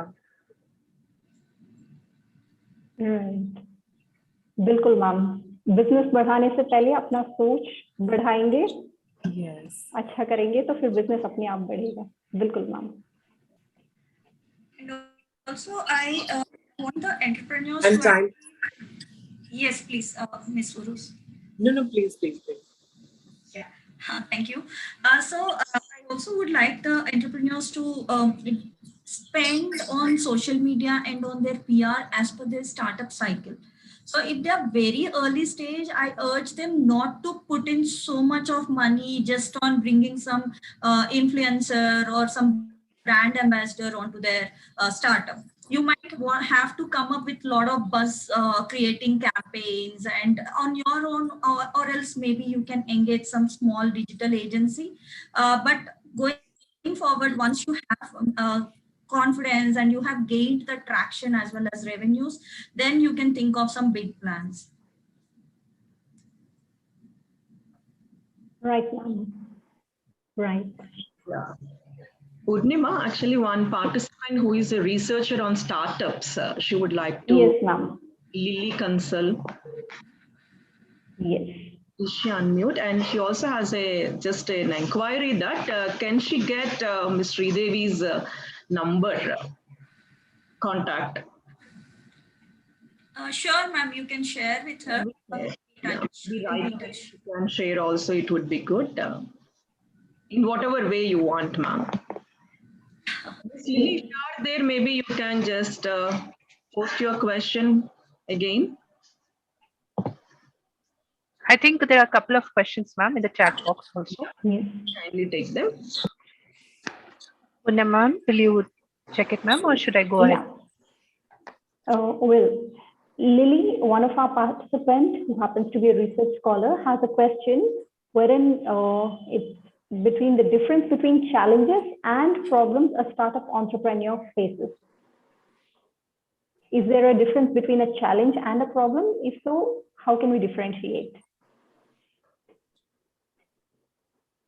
I would say the path is definitely challenging, the entrepreneurial path. And I personally see every problem and every challenge as an opportunity to bring a different solution. So if you can change your perception, if you can create this perception of looking at challenges and problems as opportunities, then I think there are a lot of possibilities that can open up.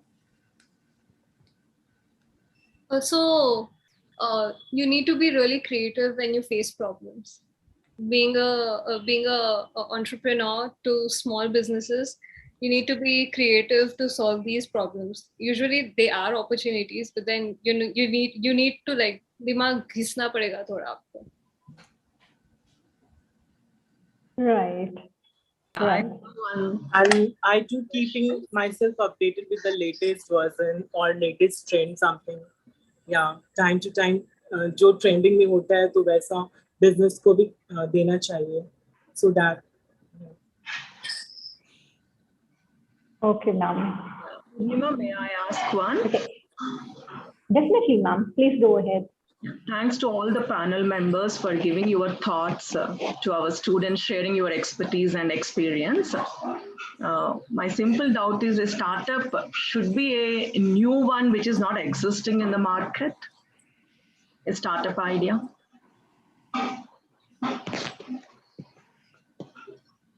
I don't think so, ma'am. Startup is a very new buzzword. पहले तो इसको business ही बोलते थे, धंधा ही बोलते थे, right? Yes. So I think, yeah, this is like a new term that has been coined to, and along with startup, there are terms that comes into picture, which is like creativity and innovation and doing something new. But at the end of the day, you're doing a business. Yes. So, and if you look at and the basic thing is that there can be new ideas, there can be good ideas, there can be bad ideas.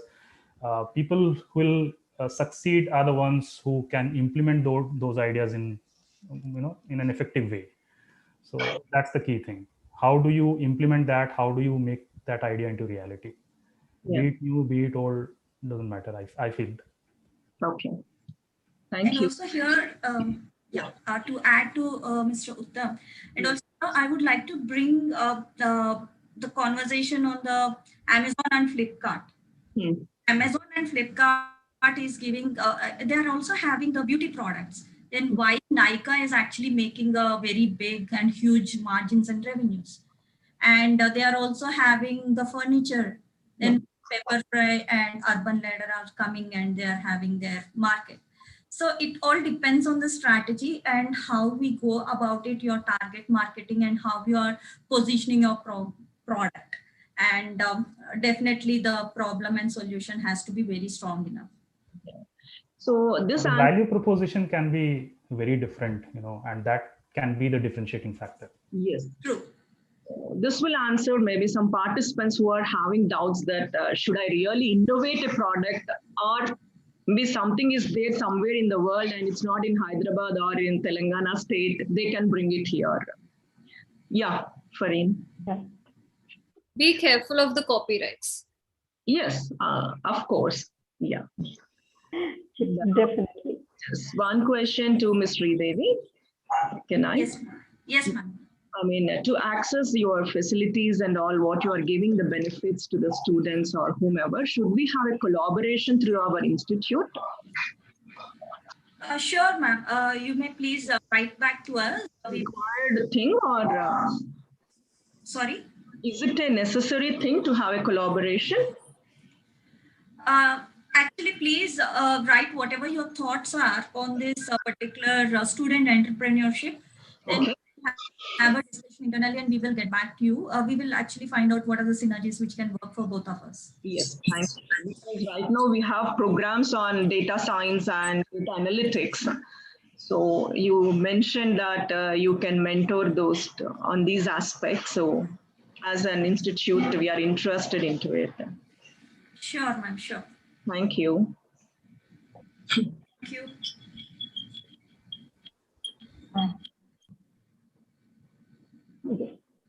I request all the panel, all the participants who still have questions coming up in their mind to please mail them to us so that we can forward it to our panelists and they can answer them. Because this discussion just made it realize that 2 hour or 2.5 hour of session is not sufficient. It requires quite a lot of time and dedication from all of us so that all the queries can be answered and all the aspects relating to the ecosystem, entrepreneurship can be touched upon. I think Ms. Kirtana is raising hands. Is there something you would like to say? Yes.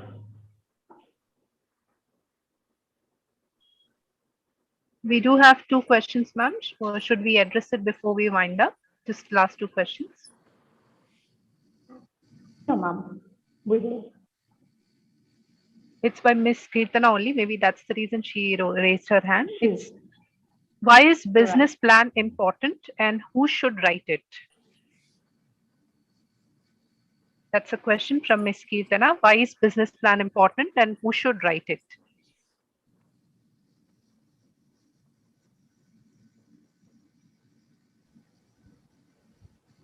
I think it's important because you be on your track, you know where exactly to head.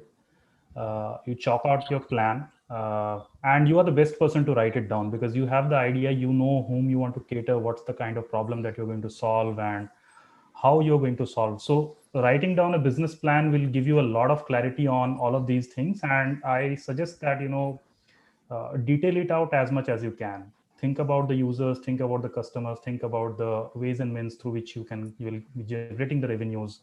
the channels through which you will sort of manufacture or convert that idea into product or service or whatever it is. So chalking out that plan in detail is very, very important to sort of get a lot of clarity on what exactly you're going to do, so that in a journey you avoid doing sort of mistakes.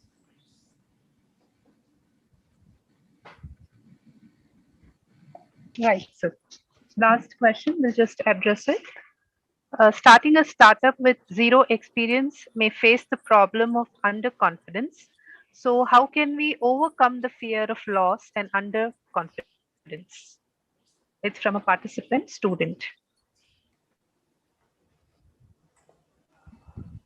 There is no other way but to face the fear. Believe in yourself. You have to face And it. your hard work. Yeah, believe in yourself. Don't lose hope. Keep trying. I mean, somebody I think mentioned in this session that जो भी business कर रहे हैं, चाहे वो छोटे हों, बड़े हों, they are all like normal human being like us. If they can, why can't we? So believe in yourself, believe in your idea, and keep doing it. Don't lose heart. And fear है तो उसको face तो करना पड़ेगा. And at last मैं ये भी कहना चाहती हूँ, because of pandemic COVID-19 काफी सारे रेस्टोरेंट सफर किए हैं, हॉस्पिटैलिटी इंडस्ट्री काफी सफर किए, तो आपके जो भी आसपास रेस्टोरेंट हैं, तो मैं ये कहूंगी कि आप डायरेक्ट डिलीवरीज करके आप उस रेस्टोरेंट को सपोर्ट करें, ना कि आप जोमेटो एंड स्विगी के थ्रू, because they are charging 30% extra commission. तो मैं जो भी लाइक बाहर से खाना ऑर्डर करते हैं तो वो डायरेक्ट रेस्टोरेंट से ऑर्डर करें ताकि रेस्टोरेंट को सपोर्ट मिले, because they charge extra. Right, ma'am. Yeah, just one. Yes, ma'am. Yeah. So, and also if you have some doubt about your startup idea, or if you're feeling underconfident, then definitely you can seek the help of any incubator in the state of Telangana. There are around 70 plus incubation centers.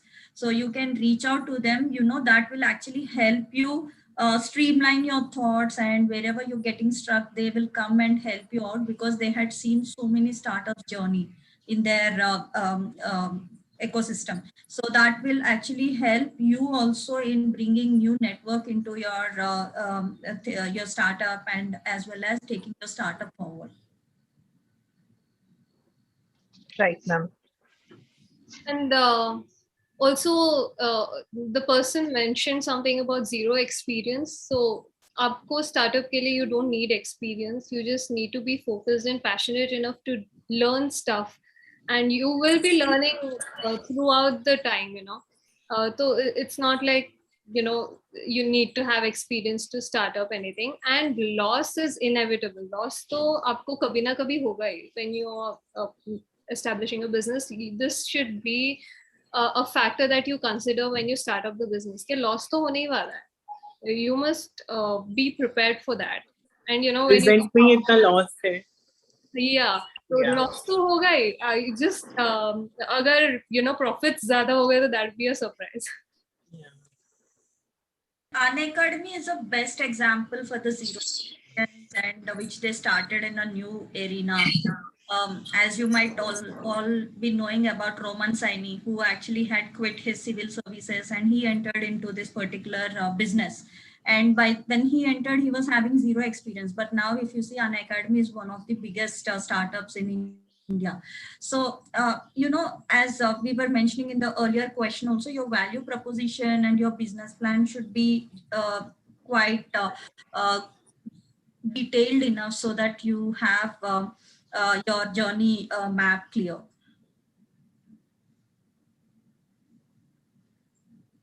Right, ma'am. I think we'll move on to vote of thanks, ma'am. We have one more question, but I request the participants to send us mail. We'll try to answer it because we are running out of the time. So Purnima ma'am, I would like to request you to go for the vote of thanks for our eminent speakers and the participants. Over to you, ma'am. Sure, ma'am. Right. Dear faculty of St. Anne's and our most valued panelists, Mr. Uday, Mr. Uttam, Ms. Uruz, Ms. Sushmita, Ms. Sridevi, and Ms. Farheen. It is my pleasure, and all the participants, it's my pleasure to propose the vote of thanks for the day.